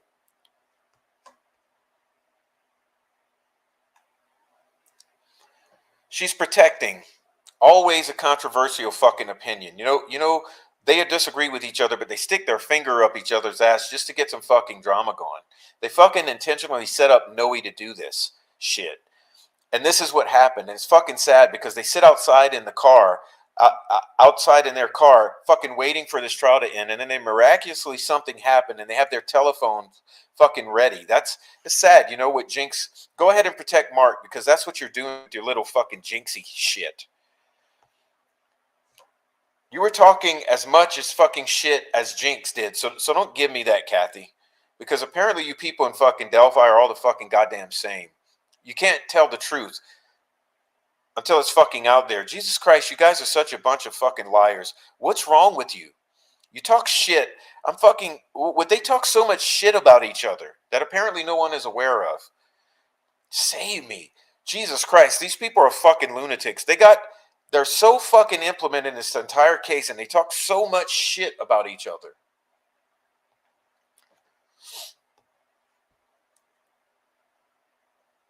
All right, that was a little Frankie. It was. And then comes Gambies. A lot of them, you have been manipulated. You have been manipulated to make different people. So this is how it's the main people that have been behind all the evil shit that haven't really been called out yet. And I'm about to do that. They're Meerkat, Bella, Jinx, Frosty, who wore his fucking shirt inside out to the hearing the other day, and Tyler Carpenter. They're behind all of it. All of them. They've been manipulating everybody. Okay, I didn't realize you were being sent the screenshots, Frank, and manipulated. That's why I attacked you. That's why I'm asking you now to quit attacking the unraveling. Everybody's been attacking the unraveling, but if you actually put everything together, none of it boils back down to them. And I'm telling you, I have files and files and files, and I've tried to stay out of this, and I never wanted to be a part of it because I live in Indiana. This is my hometown, and it's scary to me, these people involved, especially Meerkat, Bella, Jinx, Frosty, Tyler Carpenter. Those people, they're fucking psychopaths. They're manipulators. They've somehow worked together and worked against each other. And there are people that have come in and stuff that they manipulated. And once these people finally see how these people are, they back off because they realize they've been manipulated. Meerkat, Bella, Jinx, Frosty, Tyler Carpenter.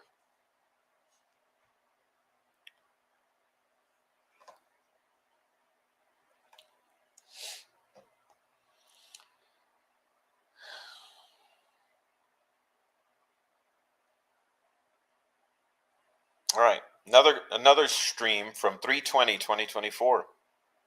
The truth will eventually come out. It doesn't matter, says Frankie. After the goddamn contempt or before whatever fucking ruling comes out, it will prove, saying that the most important part is who is right and who is wrong. I don't give a fuck. I mean, Ruckus has more role in this play because is the one who distributed all of this, and he had Tyler Carpenter send that money to Mark. Johnny is a pseudonym. Too bad I got his IP address because Mark was actually too stupid enough and gave me that information. Okay? Pardon me, I have to cough again.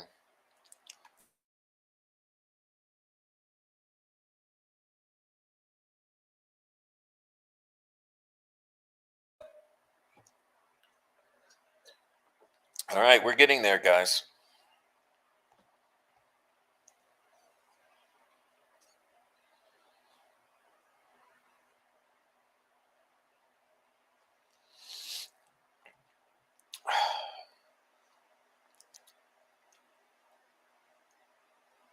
Where is it?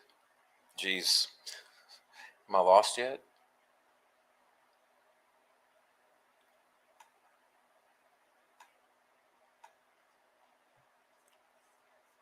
Molly Bloom 5816 says, please don't listen to those lying, corrupt trollers. They are part of a criminal enterprise who resorted to hiring low-life white supremacists to viciously murder 2 innocent children. What kind of self-serving pigs would sell their souls to the devil? You, my dear prof, flew too near the truth and they fear you. They feared others whose channels are gone. I know one YouTuber whose small child was threatened. He took his channel down. I am worried for you. If you choose to end the nightmare you've been enduring to focus on your health and your precious son, I would not only understand, but I would feel a sense of relief. If you come back to continue to fight for justice, I would also understand, but I would hope you would take time to know how meaningful and important your work is. You're an amazing journalist. I've learned so much about the case, about Carroll County, the meth rings, child porn, the club, corruption. You expanded my knowledge of Midwestern cultures from the KKK and Masonic roots, and even Delphi's Greek mythology. I'm learning to connect the dots or tentacles through certain families and elected officials, all to the little black box and so much more. You have been fabulous. You've been a fabulous professor. If you go, I'll miss you. You have a big open heart. You're an excellent father. Thank you.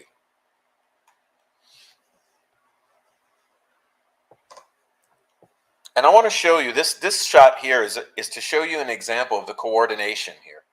The coordination, okay? Notice, goal denied in order, okay? Notice the celebration in coordination. Okay, pay attention closely. Ruckus, denied, celebrate. Frosty, denied, celebrate. Frankmeister, denied, celebrate. Simultaneous, concerted celebration of denial of an order from the defense.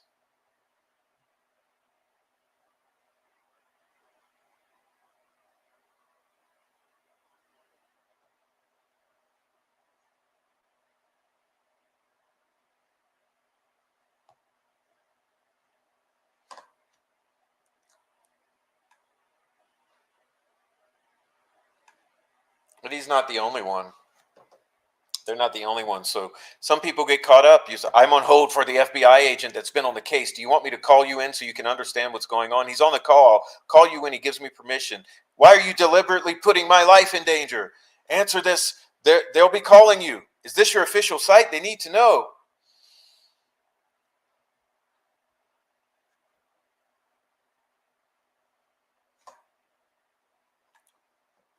You need to take that down right now, or your nefarious act, hacking an email and writing Judge Go, will be submitted to Holman. A young lady, you sent me those. You sent me those emails. Writing Judge Go, who wrote? Listen, what is illegal about? Okay, so you're going to submit me to Holman and report me to FBI for what again?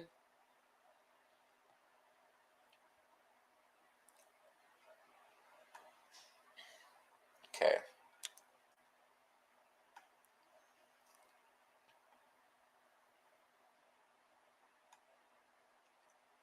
All right, so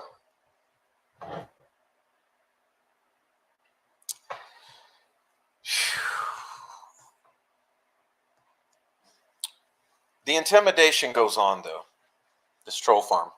By the way, she was also intimidating one of my guests on behalf of Deb's True Crime Notebook and the troll farm to not talk about her own stalking and harassment.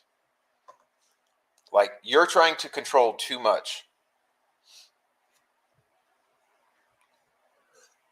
But let's get into some more, because I now want to take you to the inner circle to show you something, okay? Now, you guys hold on. This is going to be a lot. It's going to be a lot, okay? It's literally going to be a lot. Okay. So you're about to see a conversation primarily between the Jinx, Chris Long, and Frost, the inner circle, the Troll Farm Executive Committee, as Noe and I call them.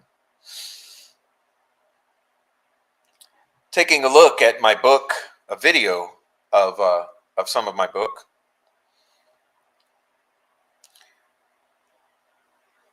He did say in a live he's been in New Orleans before. Well, the house address is confirmed through images on his Instagram. So my hubby just called the number, and it's some fundraising number. Someone needs to ask him what kind of professor he is so we can catch him in a lie. I anticipate video like this coming soon. Live streaming is fucking done. Robert is actually a great guy. I feel bad for him. Seriously, dude, he's probably playing with his pickle right now because he's reading this shit because his kink is being punished by a woman like he's a child. Bet you money he's into a dominatrix bitch. Who, Prof? Yeppers? His and his little, getting his little pebbles off. He's doing great. I've never seen a live with nobody watching. He's stumbling because of the downvotes. Pearlie's dropping a video, I think. I'm not sure. Well, you mean you? Because your gaslight is to not even tell your closest friends that it's you. That's how you protect yourself. Oh shit, Cowboy's back.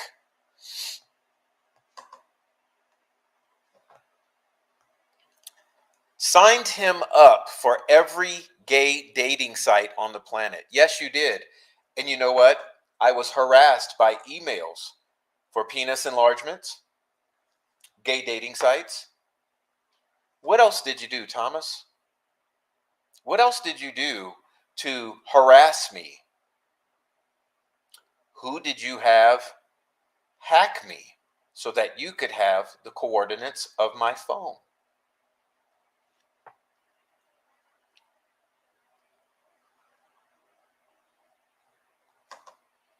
Signed him up for every gay dating site, porn emails, and forced him to get a new phone. I know his real last name and first. Someone just randomly told me for no reason. I don't know anymore, says Jinx. Not since his mommy, Purdue, RN, bullshit. She's a bankroll, okay? That's it. She places herself as the high priestess of Delphi. Hold up, Jinx. I thought that you liked Purdue because she believes that Richard Allen is guilty like you do. I thought she's troll farm too. Wait up. So you and these guys, not only do you hate Frank Meister and smile in his face, but you hate Purdue and smile in her face. Purdue, I was always good to you. You turned on me, Purdue, because you thought that you could tell me to get away from Delphi, that I'm causing disruptions. You never suspected it was those smiling in your face.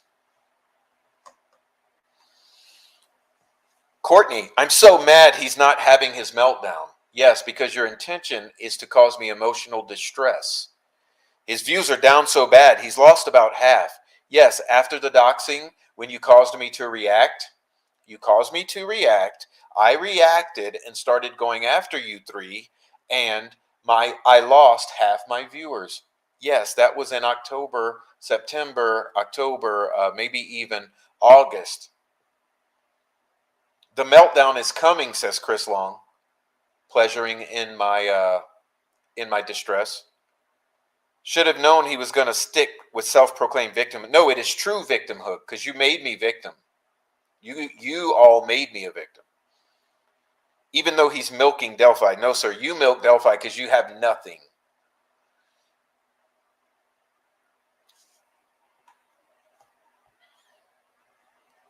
Why is Rick Snay attacking Randy?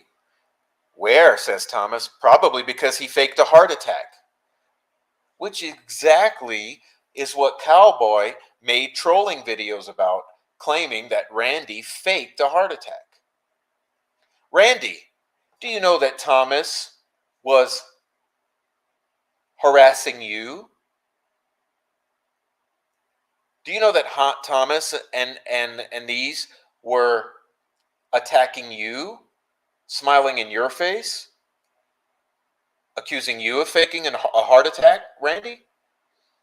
Whoa, so Frank Meister, Purdue, Randy, how many people have these people stabbed in the back and smiled in the face? Thomas, Randy faked the heart attack to make AASB look bad. We all know it. God, I love Randy, but he did. Yeah, but Rick should be bigger and shut the fuck up.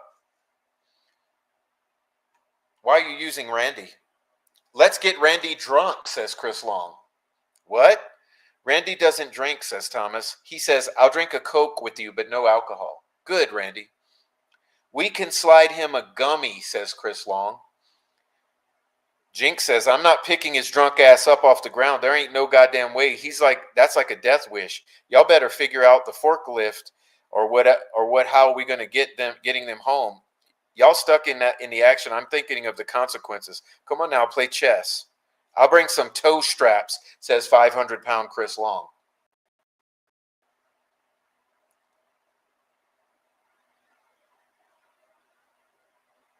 So you're going to drug Randy because he refuses to drink? You're going to drug him? And then joke about how you're not going to pick him up because you need some toe straps and a forklift? Wow, Randy.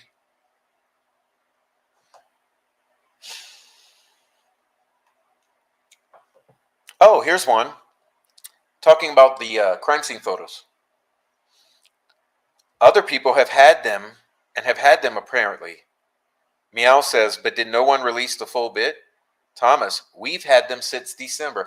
Oh, exactly what we've been saying, that you've had them since December, just like Chris Todd said.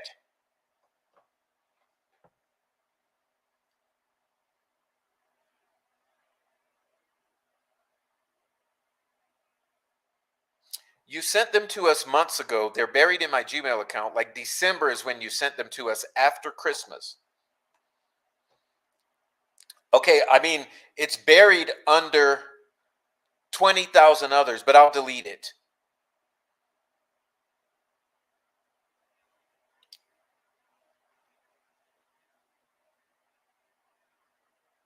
Delete that email now, says Meow. They all signed NDAs and someone violated it. Isn't Julie Melvin the one that recorded that?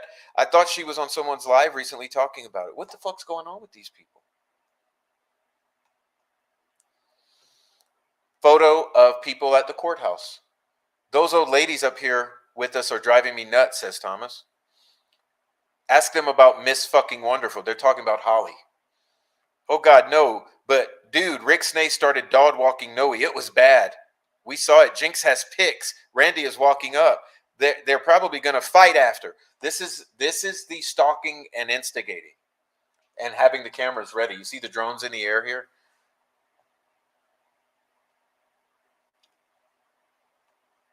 We saw it. Jinx has pics. Randy is walking up. They're probably going to fight. Keep us posted so we can record it.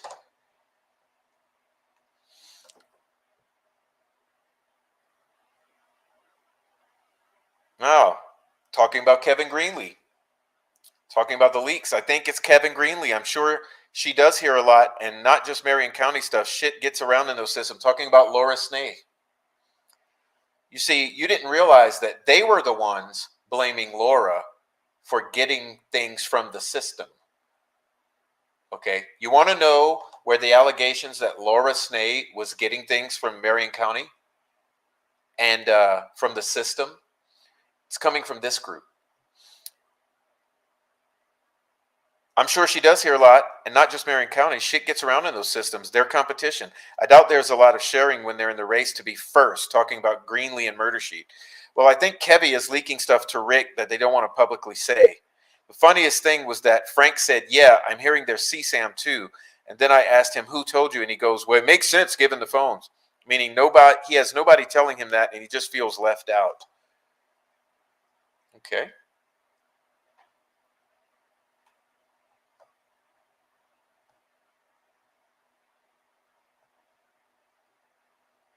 Now it gets worse, guys. I hate to tell you, this shit's about to get real nasty. Real fucking nasty.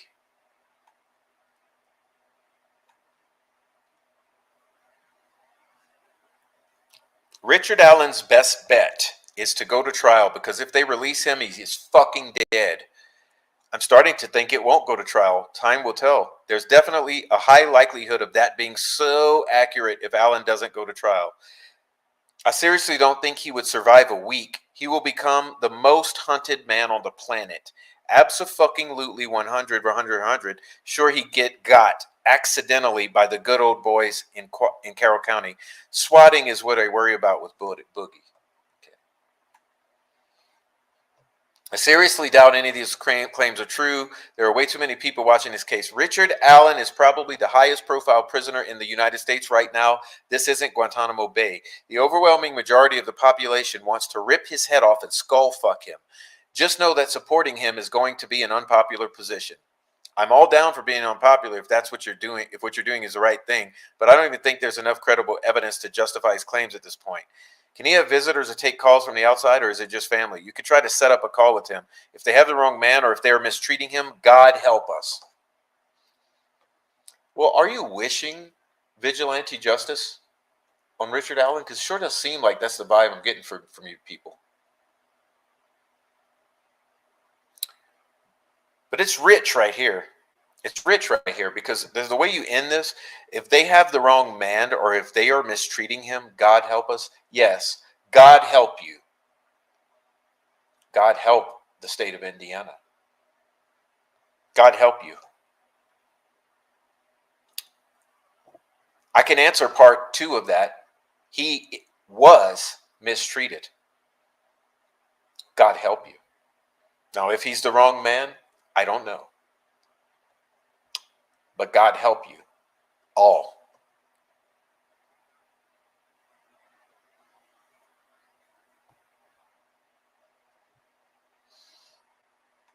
And God help you for the emotional abuse that you've submitted this community to. You know how law enforcement isn't taking profs seriously? He got flustered and snapped and said they're hiding behind fucking fake names. Yes, speaking of you 3, I was flustered because you are and always have been hiding behind fake names. If they were serious about us, we'd all be raided by now, says Thomas. Oh, is this an admission that you're all hiding behind fake names, and if they were serious about you, that you'd all be raided? That's how it reads. What did I say, says Chris. Law enforcement doesn't give a crap about any of this. It's not illegal to have alternate accounts. Is that another admission that you're all behind fake accounts? It's also not illegal to screen record public videos and make fun of them. Oh, is this also an admission that you do the harassment channels? I think we've already proven that. Okay, this is the doxing. I've shown this before. You didn't do anything. Rick and Mark Cohen found it. This is what they want to do. No, it was Mark Cohen. Rick sent me all the receipts. Okay.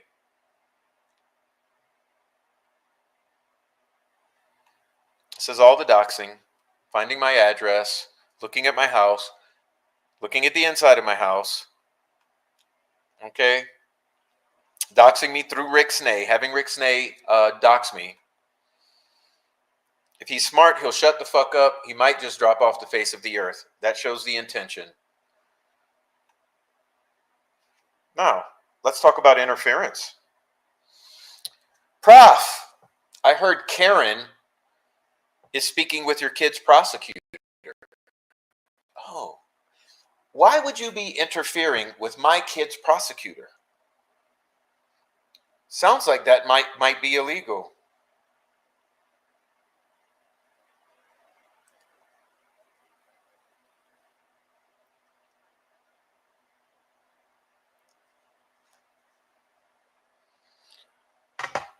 Okay, so you're interfering with my kid's prosecutor. Oh, let's see. Do you admit it yourself? Let's see. What does this say? Bossy. Oh, and the prosecutor might need additional info on that household before sentencing.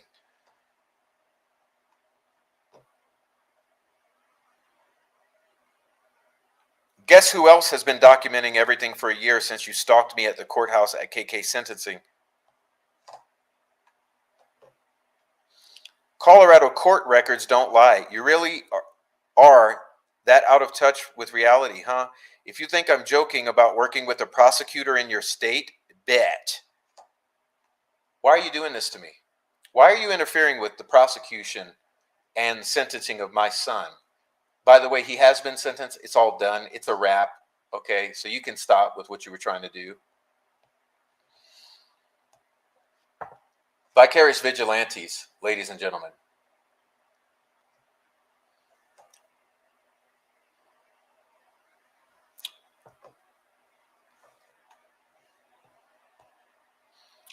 Greeno.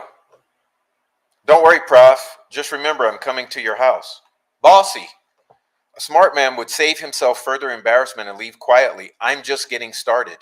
Oh, Robin, how does that medicine of yours taste? Difference is yours fantasy versus your true reality. To all you other bitches, I could become a witness at any time. Original content here, sour tits. Can't strike this one.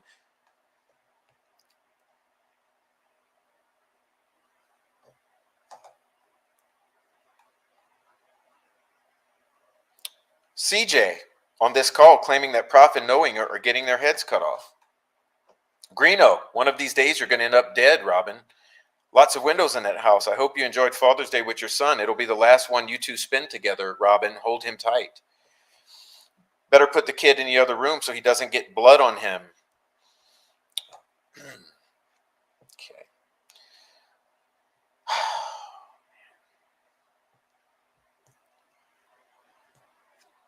I'm showing you the death threats, ladies and gentlemen. I apologize that it takes all of this. I don't want to be doing this.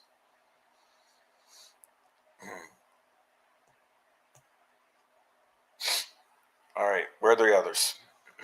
Thought I had more death threats here, but they're out of sequence. We'll get to them later.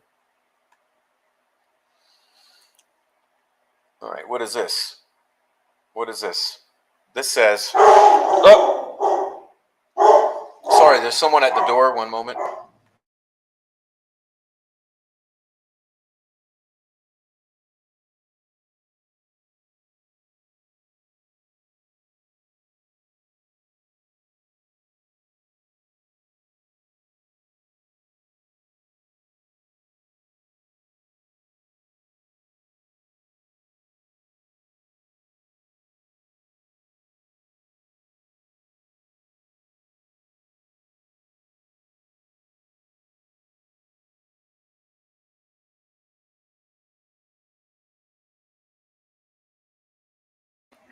Okay, I apologize. My dog is going crazy because there's a FedEx delivery.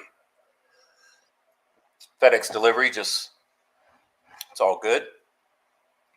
Prof is scared of all of us. He's a bitch. I'll break his kneecaps. He's only 8 hours away from me right now. Prof, come on so I can kick your kneecaps and watch the dust fly out. Dust? Hold on. Dust. Bitch, fuck you, pussy. I'll kill you. Report it. Do it, bitch. I'll break your kneecaps. Report it. Nobody cares, loser. Screenshot, pussy, fat fuck, weirdo ass, creep ass bitch. Let's live stream when I wander around Snuffles and crack your kneecaps. Let's go. I'll gladly hurt you, Robbie Jim. Fuck with me. I'll beat the fuck out of you. I'll beat your brains out. I hope the world gets to see your eye pop out of the socket. Do it, bitch. I'll break your kneecaps. I will kill you. I'll take joy. I'll put your head on a pike, fat ass, pussy ass, middle-aged man.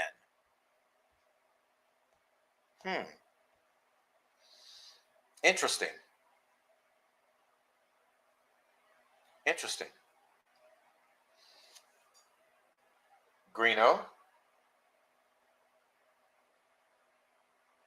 CJ. Frost.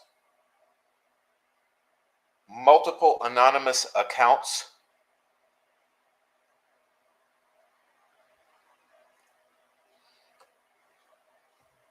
Let's talk about another thing. Because aside from the death threats, let me take a little break here. Aside from the straight up intimidation via death threats, there's a whole other thing that they like to do, okay? And honestly, this is far more concerning than the death threats.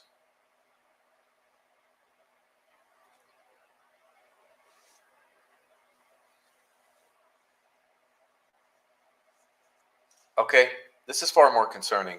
And it's the same group. Okay, we're talking about the same group, the inner circle, the executive committee of the Delphi Troll Farm PR campaign to cover up the murders of Abigail Williams and Liberty German. And it's stalking. Okay. So what you're about to see now are some examples, and trust me, there's so many more examples. I mean, there's a plethora of examples here. I'm just going to give you a handful of examples to demonstrate the point I want to make. This is stalking from the second floor of the courthouse down towards Noe and Holly. Notice it's always the same victims. This is stalking outside of the courthouse, Noe and Holly, same individuals you've just witnessed. All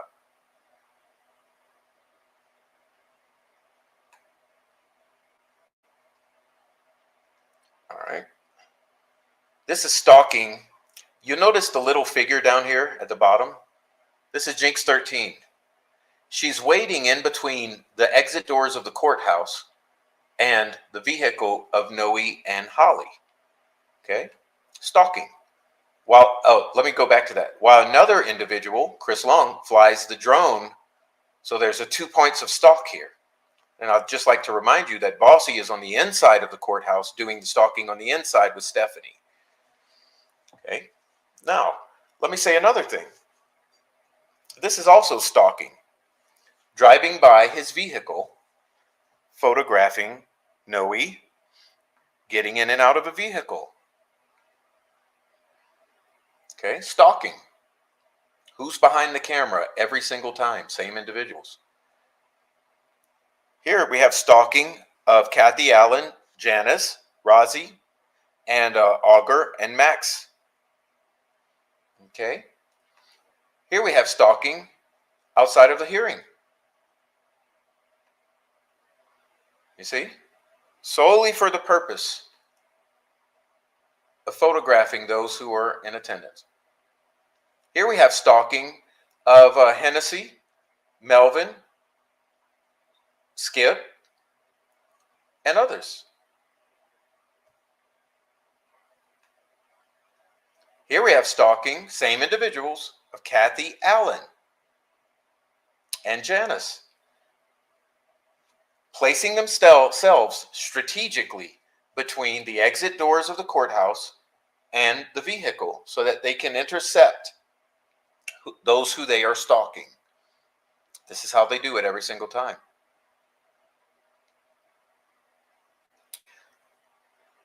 Now let me say something.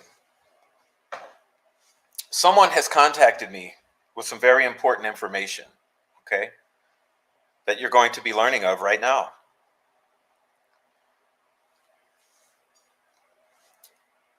It has come to the attention of one of my kind-hearted peoples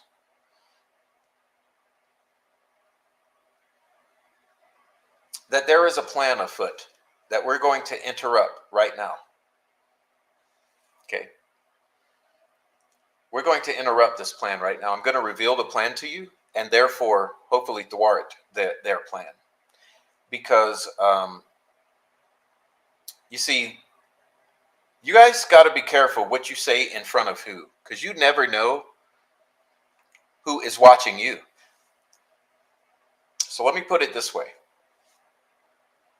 It has come to my attention that there is a plan underfoot or underway. And I'll lay out the plan to you. The plan is that there are some individuals, thanks to my source, who overheard this conversation. There are some individuals who have formulated or come up with a plan to rent hotel rooms in the same hotel in which the jury is staying, so that they can photograph,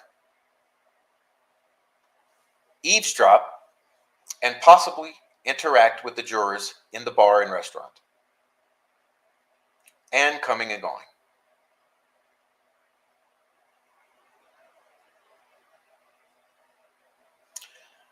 This plan was made known to me about a week and a half, 2 weeks ago. I've been working on trying to get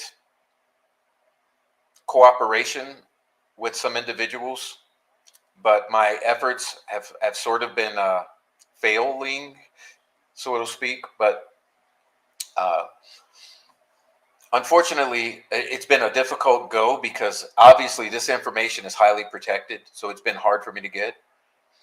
But but the plan is that there are individuals who are going to rent hotel rooms, or at least one, in the same hotel that the jurors will be positioned in, and that they will be there to record, to listen, to photograph, to film, and to converse with the jurors so that they have an effect and have the greatest intel on the Delphi murders trial against Richard Allen.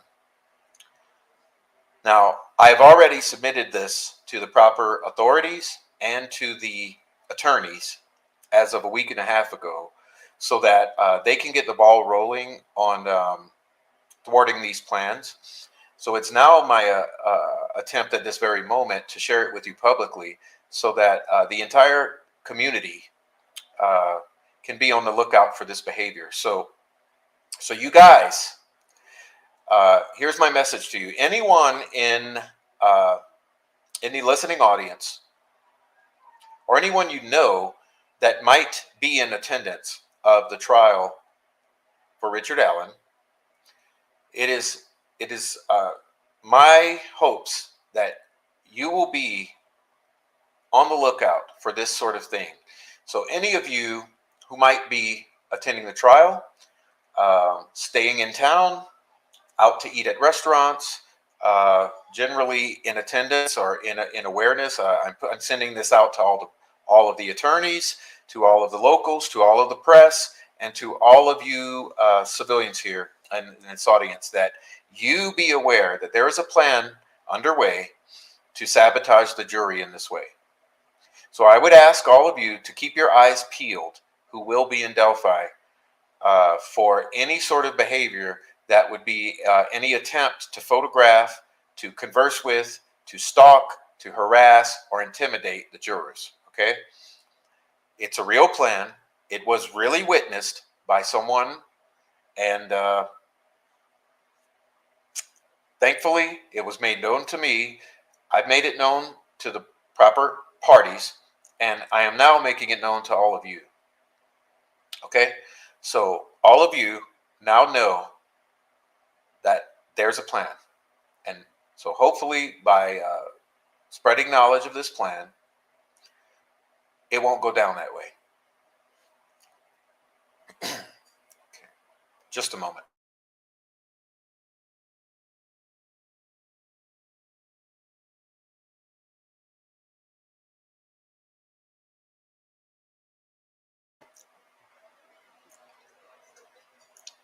All right, so next up, there's something else I want to reveal to you. That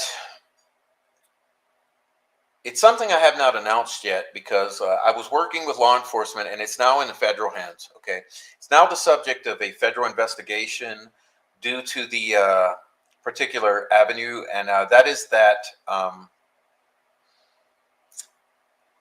Noe and I have been the recipients for now some 4 months of harassment and intimidation through the mail service.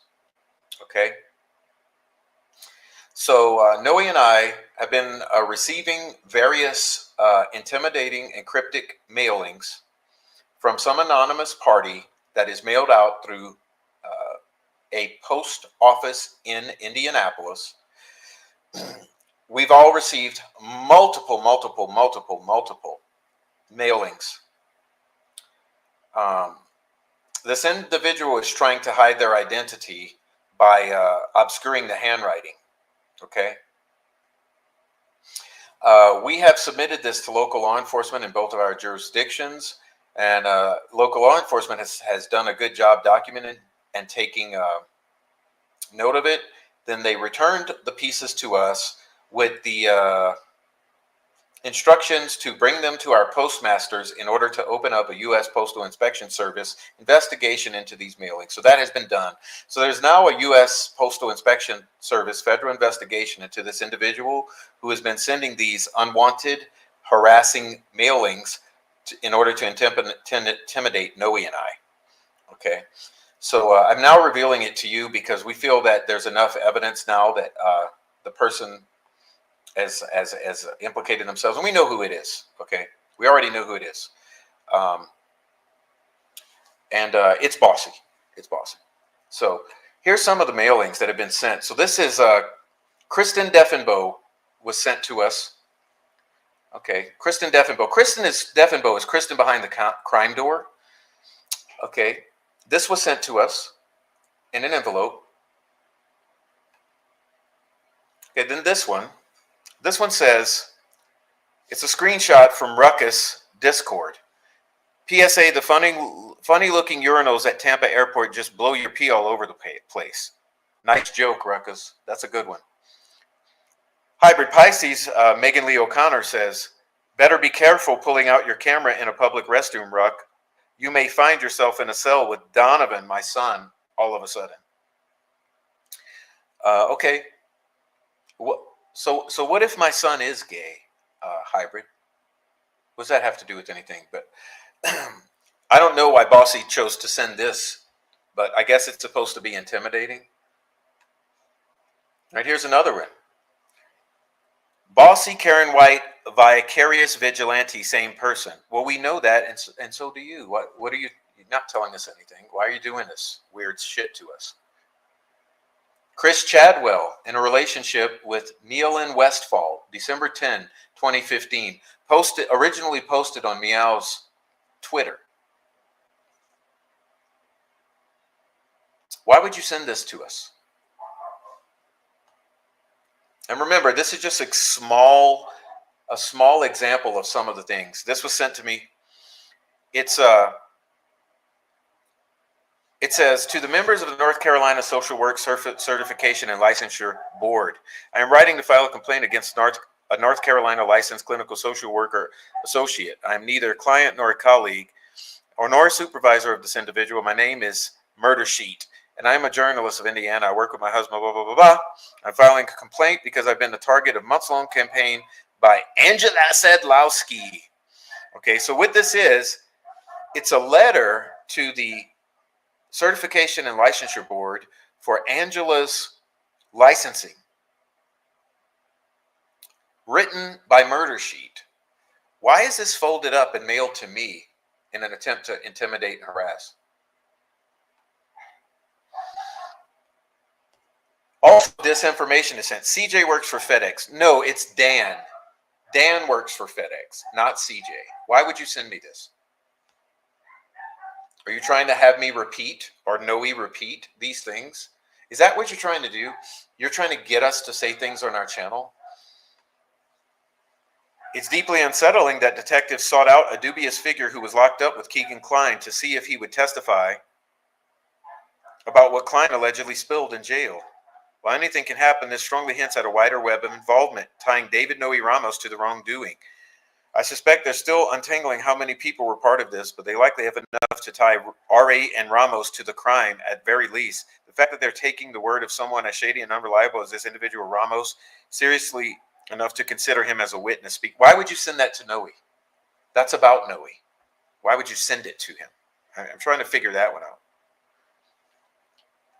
I mean, what the fuck? Unhinged is Tom Webster, LMAO.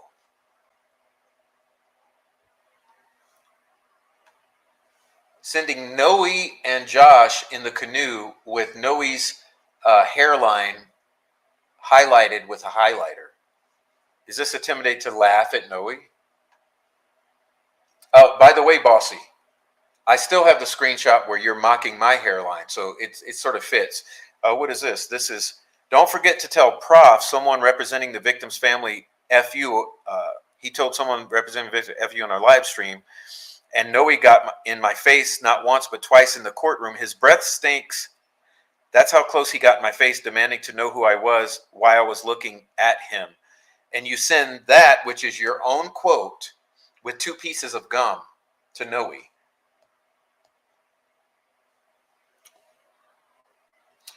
Here's the website where the Chris Long stickers are for sale.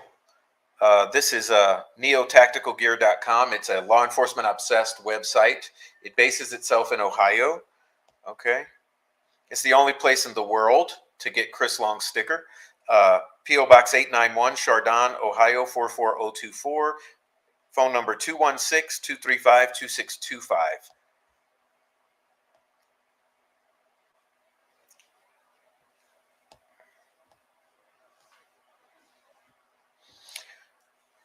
All right.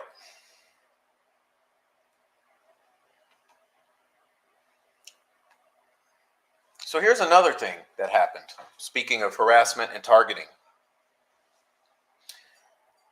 I found this channel. I would say it was, geez, I can't really tell you. December. I found this channel approximately maybe the last week or 2 of December 2023.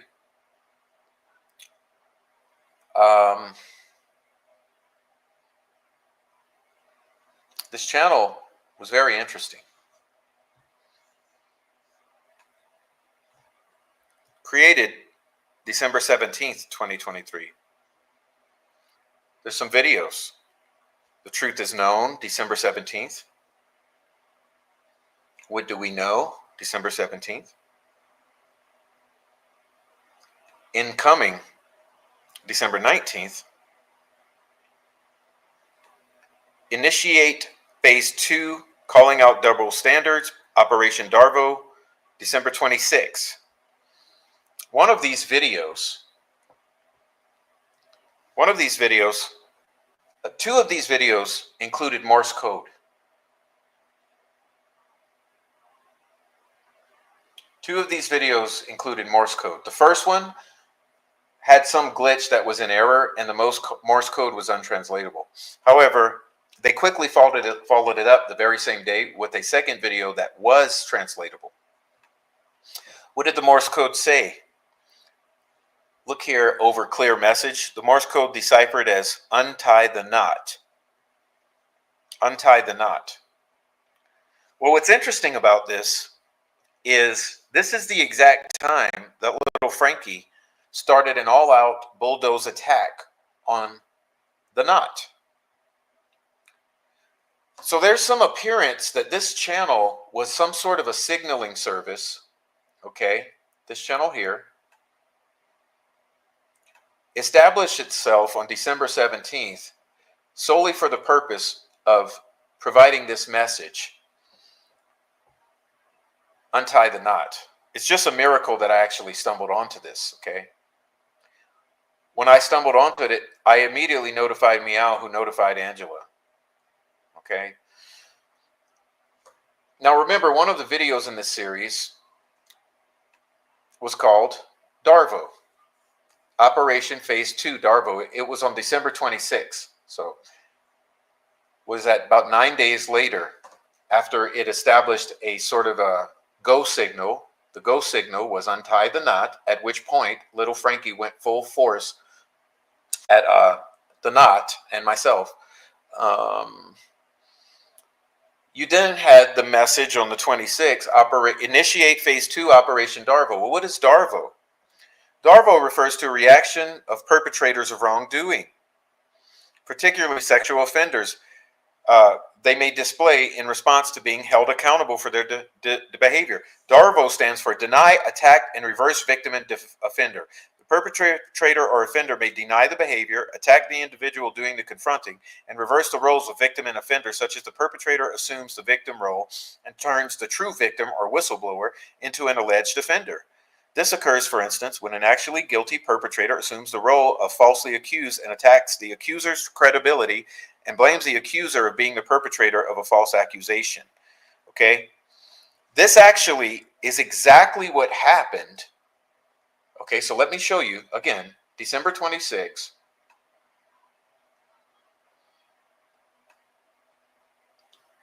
And it's exactly what they did to us. They reversed against the unraveling and the prof. They reversed at the end of December. This is when the Darvos started in full force. And when I mean in full force, I mean a full-on tidal wave. Okay? So what is it with this channel? Who is behind this channel? It looks like they're calling the shots.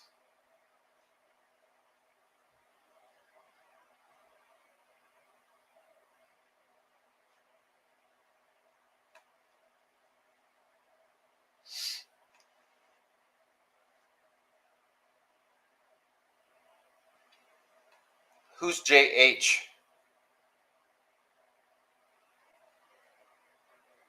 I notice he likes to be interviewed in front of lightning bolts. Darvo.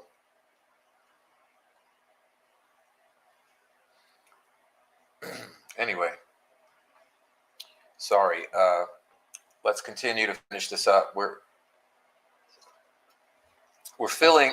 finishing this out. I'm trying to reach the end of the road here.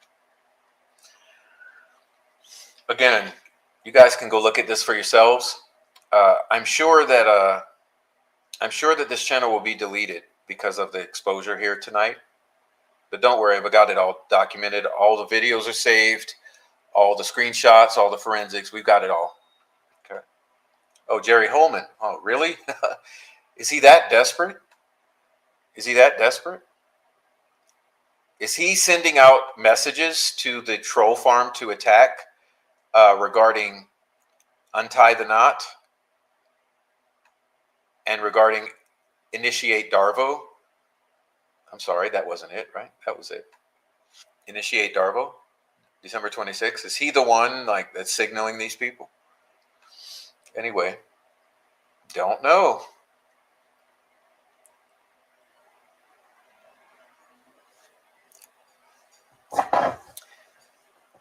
Well, anyway, who are these people?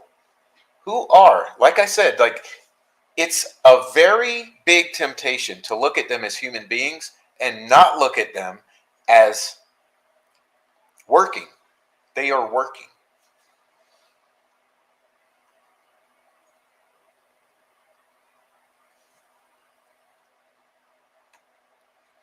So who are these individuals? Remember, I showed you this. This was Kathy Allen.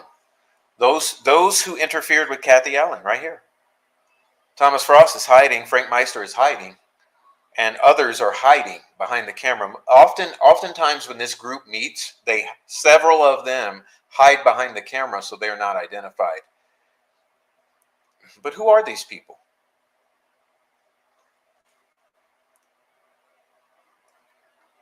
Why do they act in concert as creators?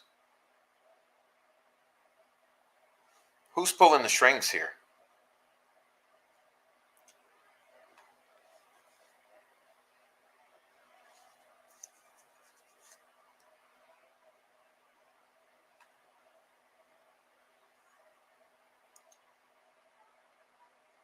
I guess you've earned your worth, Frank Meister.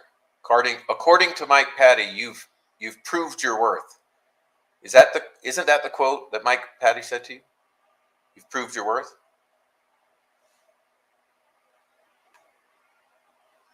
I got hired by a third party with a special interest in this case. I know a lot. I can share everything that I have because there's been so many lies told. Before I even had an interest. But that is just a coincidence that I got asked because those people liked what I brought out for the case. Yes, you're good, Frankie. But who hired you? I remember you saying it was family. I remember you saying it was family, but family is such a broad term, Frank. Who hired you? We still wonder. Remember I told you that Sleuth was the one who initiated the attacks, the troll attacks. He got the ball rolling in sending this PR campaign against me. Well, this is the very next morning. Remember when I said there was a meeting in the Discord in which he initiated the trolls against me. Well, the very next morning, he did a live stream that he didn't realize I was watching and documenting. He says, blah, blah, blah, make these claims on the damage they do to the case and specifically the family. Yeah, I got a message from Becky this morning. She's not happy, but she's told me to calm down and said there's nothing you can do about these types of people. Becky? So you're in contact with Becky. Okay. Who else is in contact with Becky? Oh, this woman who went after my son, Jennifer Marvin. Yeah. Who else is in contact with Becky? Who's let's see. What's the troll farm? We got the troll farm here. The entire troll farm. Here we have the troll farm. Look at them all. Rescue all the dogs. Marv, Frank Meister, Randy, Jinx, Thomas, Kevin. Was Indy taking the photo? I mean, he's the only one missing there. Where's Bossy?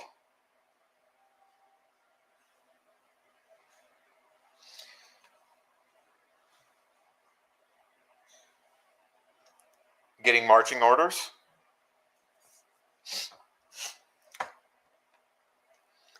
Here's another there. This is more troll farm. This one was actually mailed to one of us. This is one of the mailings. You'll notice in here that the person in the blue shirt is holding a troll farm sticker made by Chris Long. Troll farm meeting here. We got Jinx, who was just talking about Randy, about drugging Randy and having to pick his fat ass up with a forklift, smiling in his face, patting his back. Rescue all the dogs here. In the middle of every problem that ever exists in this case, she's right there. She's one of the silent movers because she likes the drama. Here we got Frank Meister, Mike Patty, Kelsey, Frost.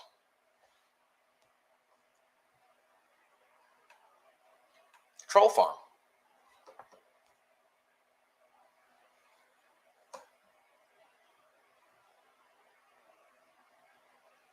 Troll farm.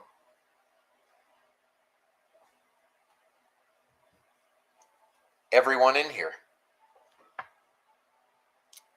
Plus, here's the thing they don't know we know. The ones behind the camera who didn't want to be in the photographs. Yes, we're talking about you. The ones who always hide in every group photo.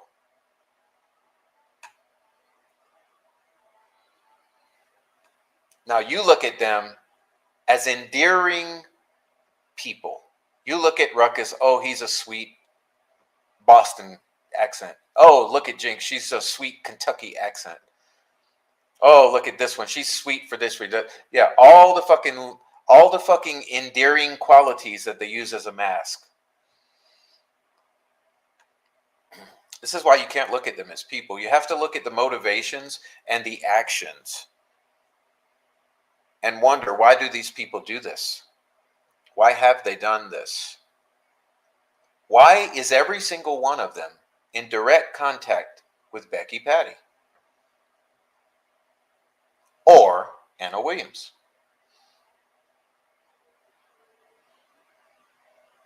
I've never spoken to anyone in contact with Carrie who does this.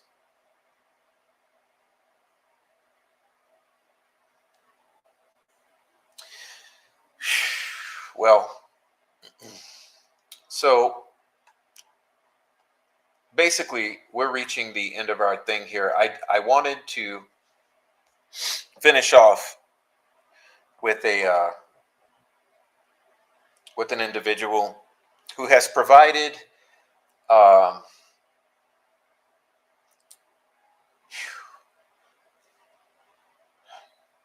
aspect of comfort to me in these days. Okay. And I thought that her words would be a good way to sort of bring us back to a level of sanity after this long jaunt through insanity. And then I will go and I'll discuss with the chat. I look forward to discussing with the chat, maybe lighten the mood. But I told you that this would be another sort of upsetting stream. The truth about Delphi is upsetting. Okay. Remember, I called this the aftermath because my take here is that the aftermath of the Delphi murders is just as nefarious as the storm was. That is the Delphi murders.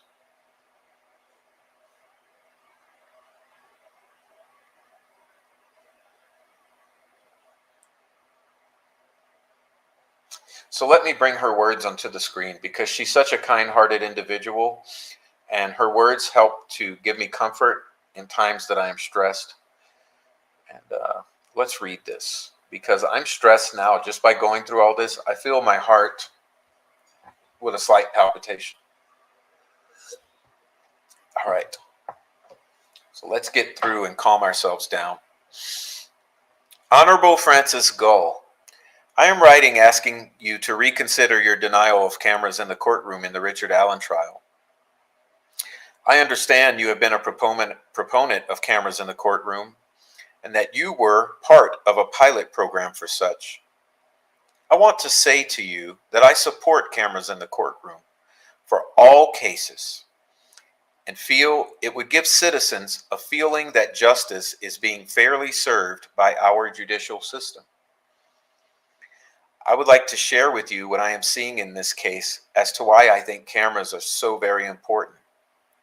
I'm going to tell you each instance of what I have seen, how it made me feel, and why I hope to get clarity by watching this case in real time. 1. It appears that Richard Allen went voluntarily to help in an investigation after the public was called upon to come forward to help police with any information that may help catch the perpetrators of a horrific crime. It appears he, like I would have in the past, wanted to help.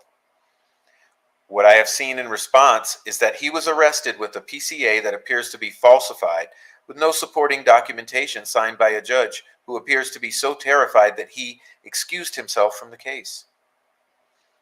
This makes me feel all of my 62 years thinking that stepping forward to help the police is a very bad idea. I will now never step forward to help police. I have told my children and grandchildren not to ever step forward, and that if they are ever stopped by police, to not speak to them. Ask for an attorney immediately. Aren't the police supposed to be our friends and protectors? 2. It appears that the defense is being prohibited from being able to defend their client in a proper manner, and that their client, had they not come forward with their statement and memorandum, may very well not be alive today.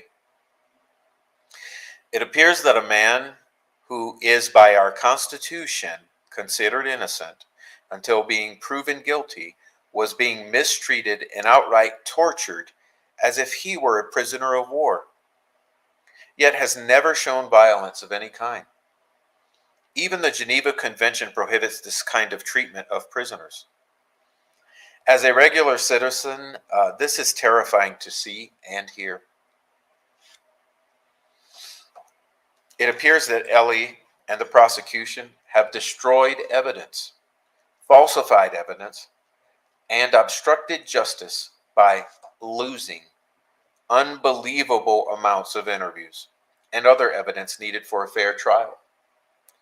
They have forgotten who and when they interviewed people, even going so far as to have lost the name of a professor who had pertinent information regarding third-person guilt. Fingerprints appear to have been lost. A bullet has magically appeared after a crime scene was thoroughly combed over by trained CSI. How does this happen? A citizen finds it?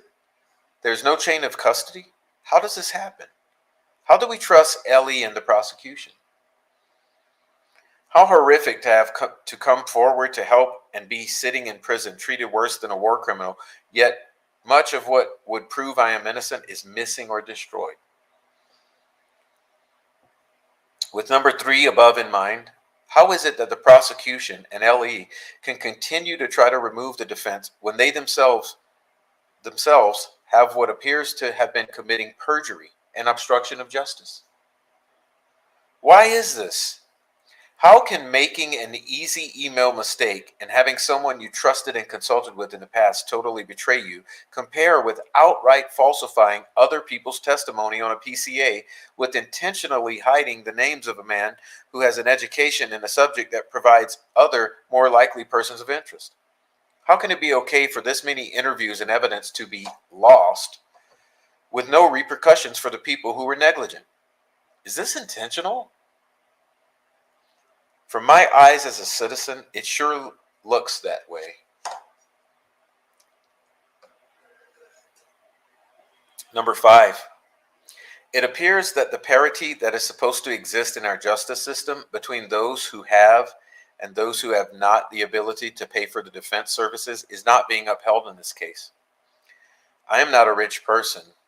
It appears to me that were I arrested, I would not be able to expect a fair trial by having my defense paid in a timely fashion, nor my defense to receive funding to provide expert witnesses on my behalf. Is our system only for those with great wealth to have a fair trial? How many other citizens are sitting in prison right now because they were denied what is supposed to be their right to fair and equal representation? I have found a whole new respect for those that defend the accused in court. They are making sure anyone accused is found guilty and incarcerated by facts, not fiction. I am hoping you will rectify this by approving payment to Richard Allen's defense, and that you will approve payment for expert witnesses, so that there truly is parity in his defense. A proper defense should not have to be paid for by fundraising, since we already have this right. In closing, I will share a bit about myself with you and something I experienced in my teeny tiny business. I have a business in which I care for people's beloved family pets. In that business, I have cameras throughout that business so that pet parents can check on their pet 24/7.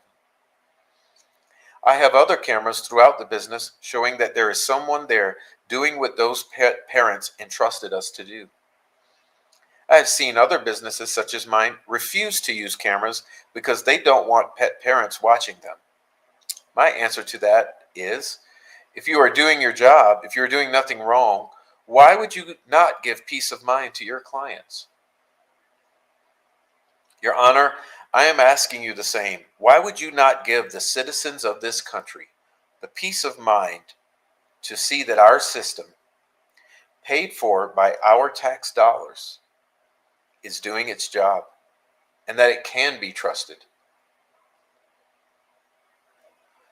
I hope you will reconsider your approach to the cameras, as well as making sure this is actually a fair trial. I want to have peace of mind that my country's justice system actually works to protect its people. At this point, I feel nothing but fear and sadness with what appears to be going on. Will I be next? Will one of my children be next? It is absolutely horrifying. Thank you for reading this email. I hope it provokes thought and that we will end up being able to see real justice in the end.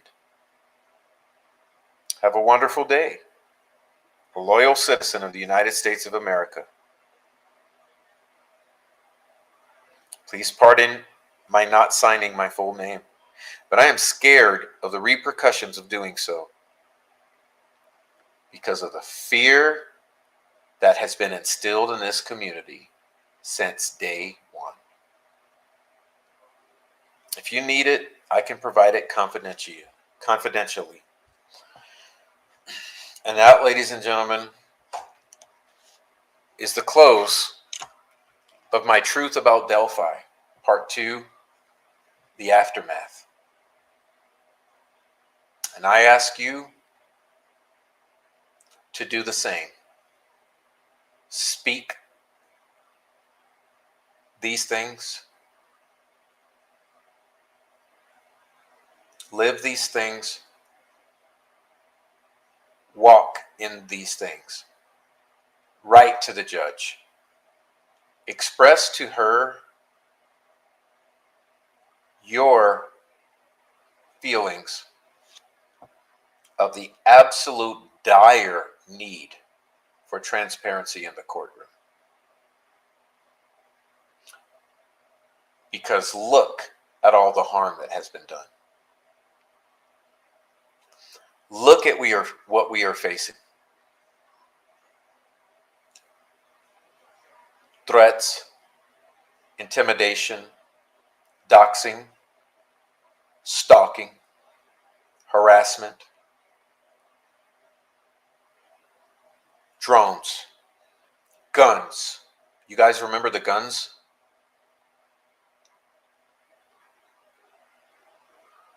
Photographs, videos, hotel rooms in the same hotel with the jury so that they can interfere with justice for Abby and Libby.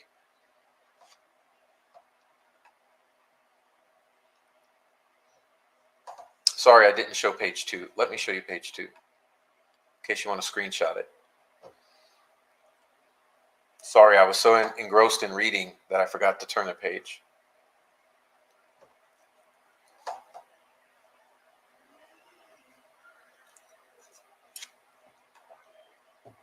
They are going to try to interfere in justice for Abby and Libby beyond what they already have. Ask the judge for transparency so that worse doesn't happen. How many more bodies have to follow the bodies of Abby and Libby? How many more lives have to be ruined? Without full transparency and resolution in this case, in this trial, more people will die, more people will be emotionally damaged, more harm will be done. Please, pray for justice for Abby and Libby. Ask for transparency in the trial of Richard Allen so that we can all have confidence that justice is served. Thank you very much, Liberty. Thank you for all you do to bring truth and light. Prof, you and Joe are the best at bringing the truth to light. I pray Richard Allen is found not guilty. Thank you, Liberty, Truth, and Justice. I bet that witch didn't even read this. I bet she didn't. Thank you, guys. Very well said. Yes, she's a beautiful woman. Okay, thank you, Prof. All right. Pray these things. Yes. Thank you so much.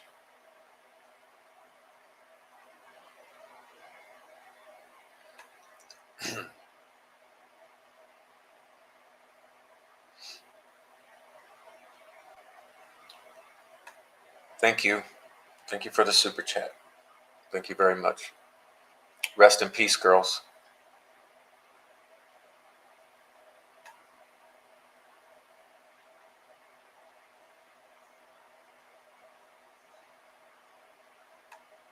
Thank you so much. The mugshot of Clicked has really bothered me since last night. It has me too. Look at him. They're trying to defeat a man. Like I said, how much more harm has to be done? Thank you very much. How much harm has to be done to people in this community? Remember the prayer for Kathy Allen?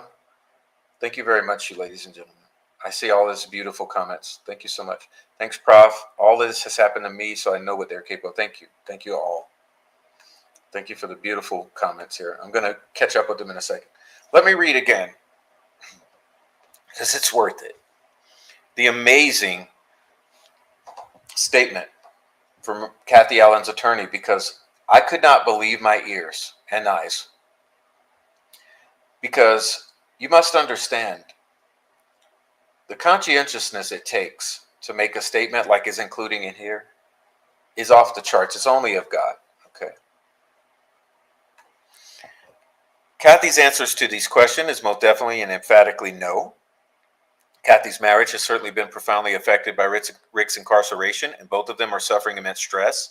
Kathy loves her husband, believes in the sanctity of marriage vows, and believes that the same presumption of innocence that our legal system gives to Rick should be given in equal measure by her to the husband she loves. As to her husband's alleged confessions, it is not true that Kathy now believes them, but at this time, Kathy will limit her response to just that. Finally, she has not been going around telling people these things. Kathy certainly has strong opinions and much to say about these matters more broadly. Perhaps on the very near future or further down the road, she may be willing and able to say more. For the time being, she is only responding to the direct questions asked that do not relate to the facts of the case, but do relate to Kathy herself and her reputation. Listen.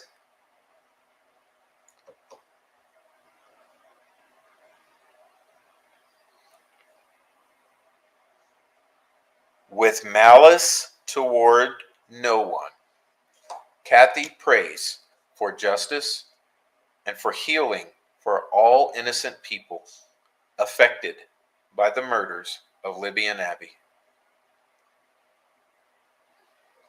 And that is all the victims of these people.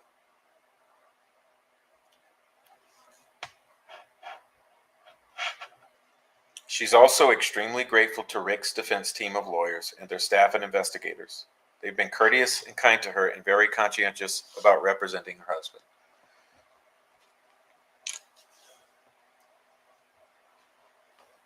Ask the judge to allow the victimization of all the innocents affected by the murders of Abby and Libby to end. There needs not be one more victim.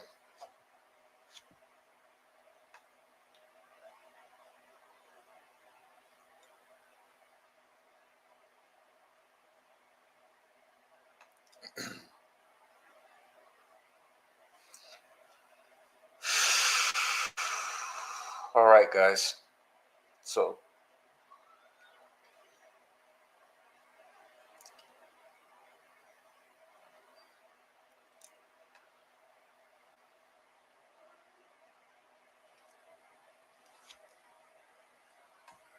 thank you so much for the nice comments.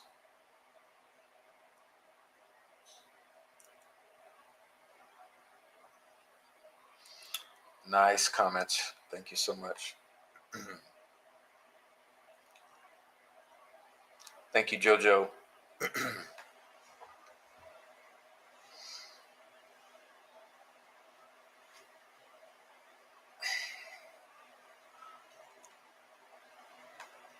Thank you, Deborah and Linda K. Ashley.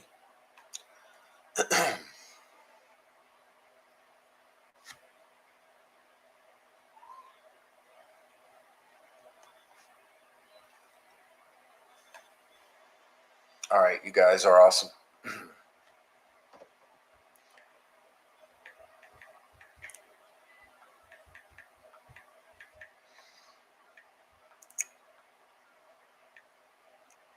All right, so this is what I have called the truth about Delphi.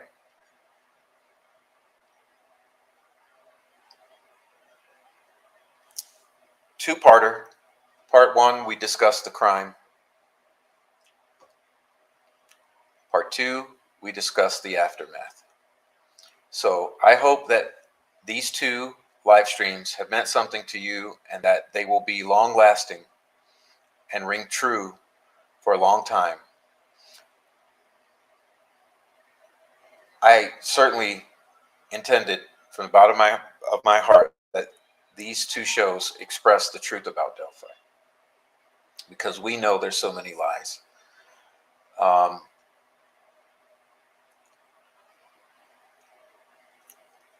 Tomorrow's show should be a good time. Okay, tomorrow's show should be a good time. A change of direction, changing gears. This was a tough. This was a tough couple to get through.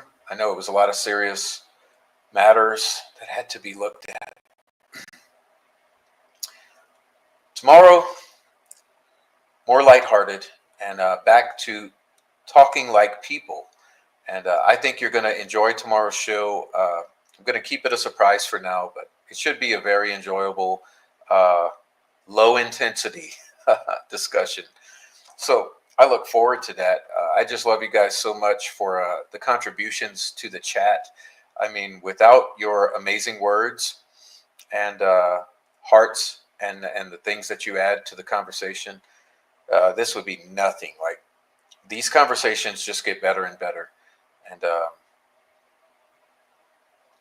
and it's very odd here. I want to say this to a few people that sent me some messages tonight. I don't know what's going on with my channel here, but it's very strange.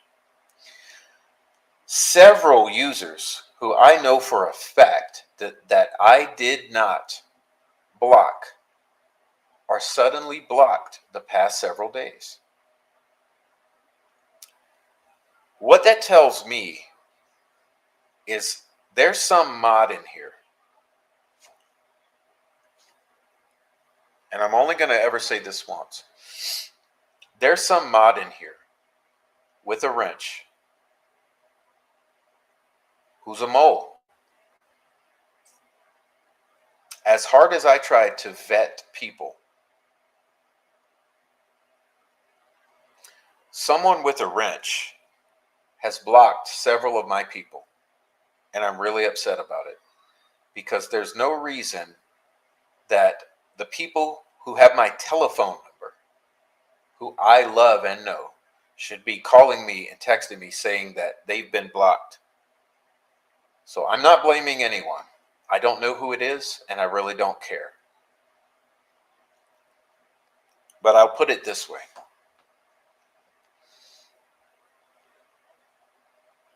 I'm going to undo the blocks to save my friends, and because you kept my friends from being able to participate in these past very important discussions.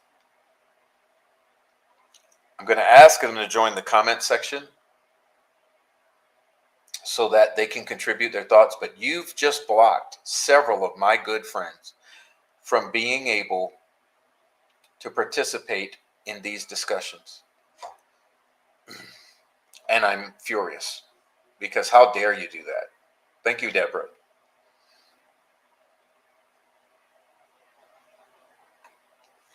How dare you try to silence my friends in this chat who have done nothing just because you managed to get hold of a wrench? So what's going to happen is, since you silenced my people, if I find out who it was, you're going to be dealt with. But whether I do or not doesn't matter, because the next time it happens, every wrench goes away. Okay? From this point forward, no one should be blocking anyone. If there's a problem in the chat, I'll deal with it.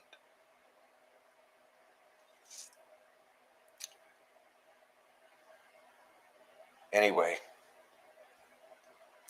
I'm upset because my friends are very important people. Perhaps the best brain on this case you've blocked. Perhaps the best heart in this case you've blocked. No, I can't see who did it, Truth Seeker, because it was done in past several days and I missed it when it happened, and it's affecting them. It didn't happen tonight, so I can't look and see. But it has happened some point in the past week. So whoever did it, you might want to watch, because if I find out, I will expose you. But how dare you block the biggest brain and the biggest heart in this case? It's infuriating. So I will get them back in here, and they will have wrenches.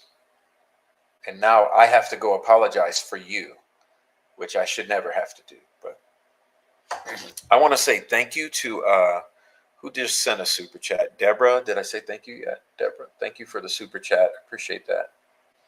I don't mean to miss you. I did miss it.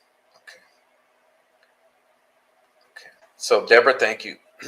And Anyway,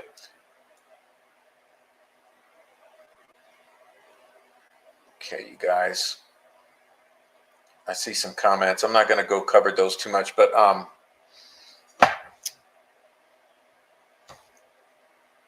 yeah, you know what people try to do is get wrenches. You know, it gives me a good talk. Actually, gives me a good closing talking point.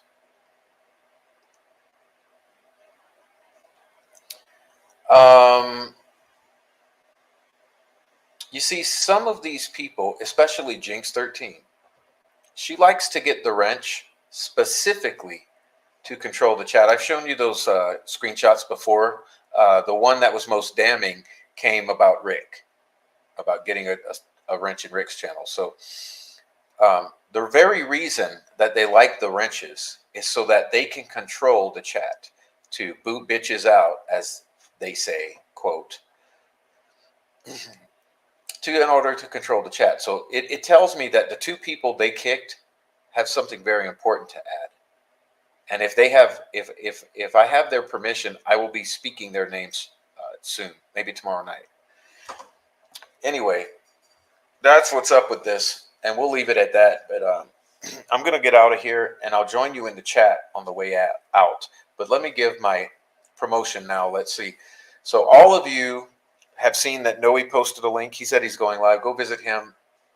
Any of the YouTubers that you see hanging out in the channel, please subscribe to them, especially Sleuthy Goosey, who adds a lot of good information. And please visit my donation pathways. And one of the mods, please put them. They're up over there.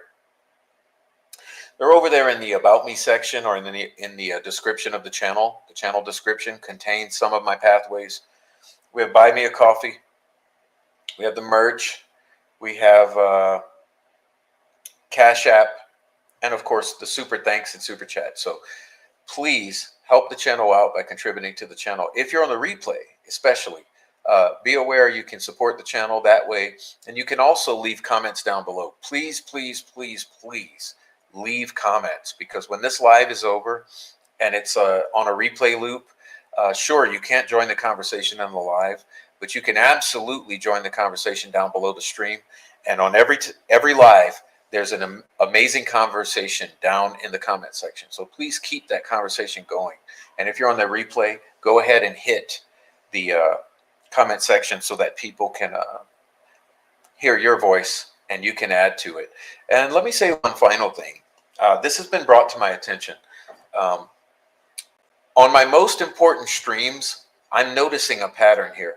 YouTube's algorithm is extremely messing with the ads.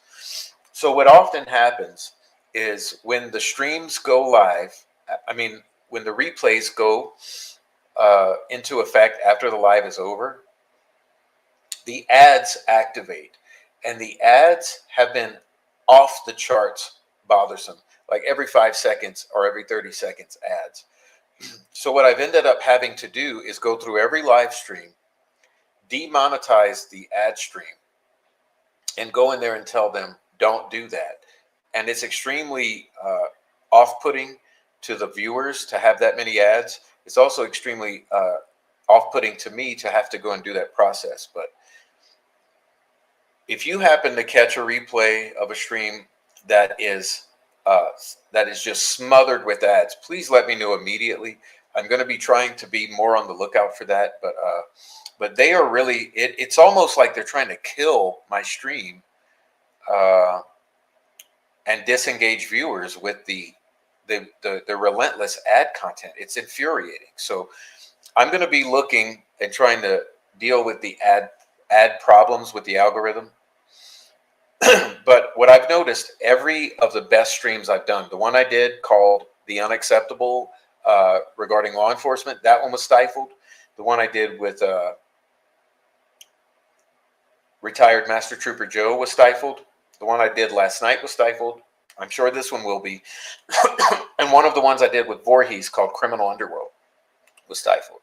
So if you happen to stumble upon an epidemic of relentless ads, please let me know right away so I can go and try to correct that with YouTube behind the scenes, because I cannot believe what they do. It's almost as if they want to have my viewers disengage. But that's a whole conspiracy theory. We don't do that here. We do facts. So God bless you all. I'll catch you in the chat. As usual, I'll leave it open 5-10 minutes so that we can chit-chat in there. But geez, when you see ads like that, let the creator know, because that means that I believe they're trying to gank the algorithm, so to speak. So God bless you all. I'm out of here. I'm gonna go spend time with my little son right now, and have a great night. And hey, we will see you tomorrow night, Friday night show. You know we do every Friday for sure, even if we don't do anything else. So we'll see you Friday. God bless, and support the channel. And please go ahead and leave a comment down below if you're on that replay. Hit the like on the way out also. So I'll see you in the chat in 2 minutes. God bless you all. Love you.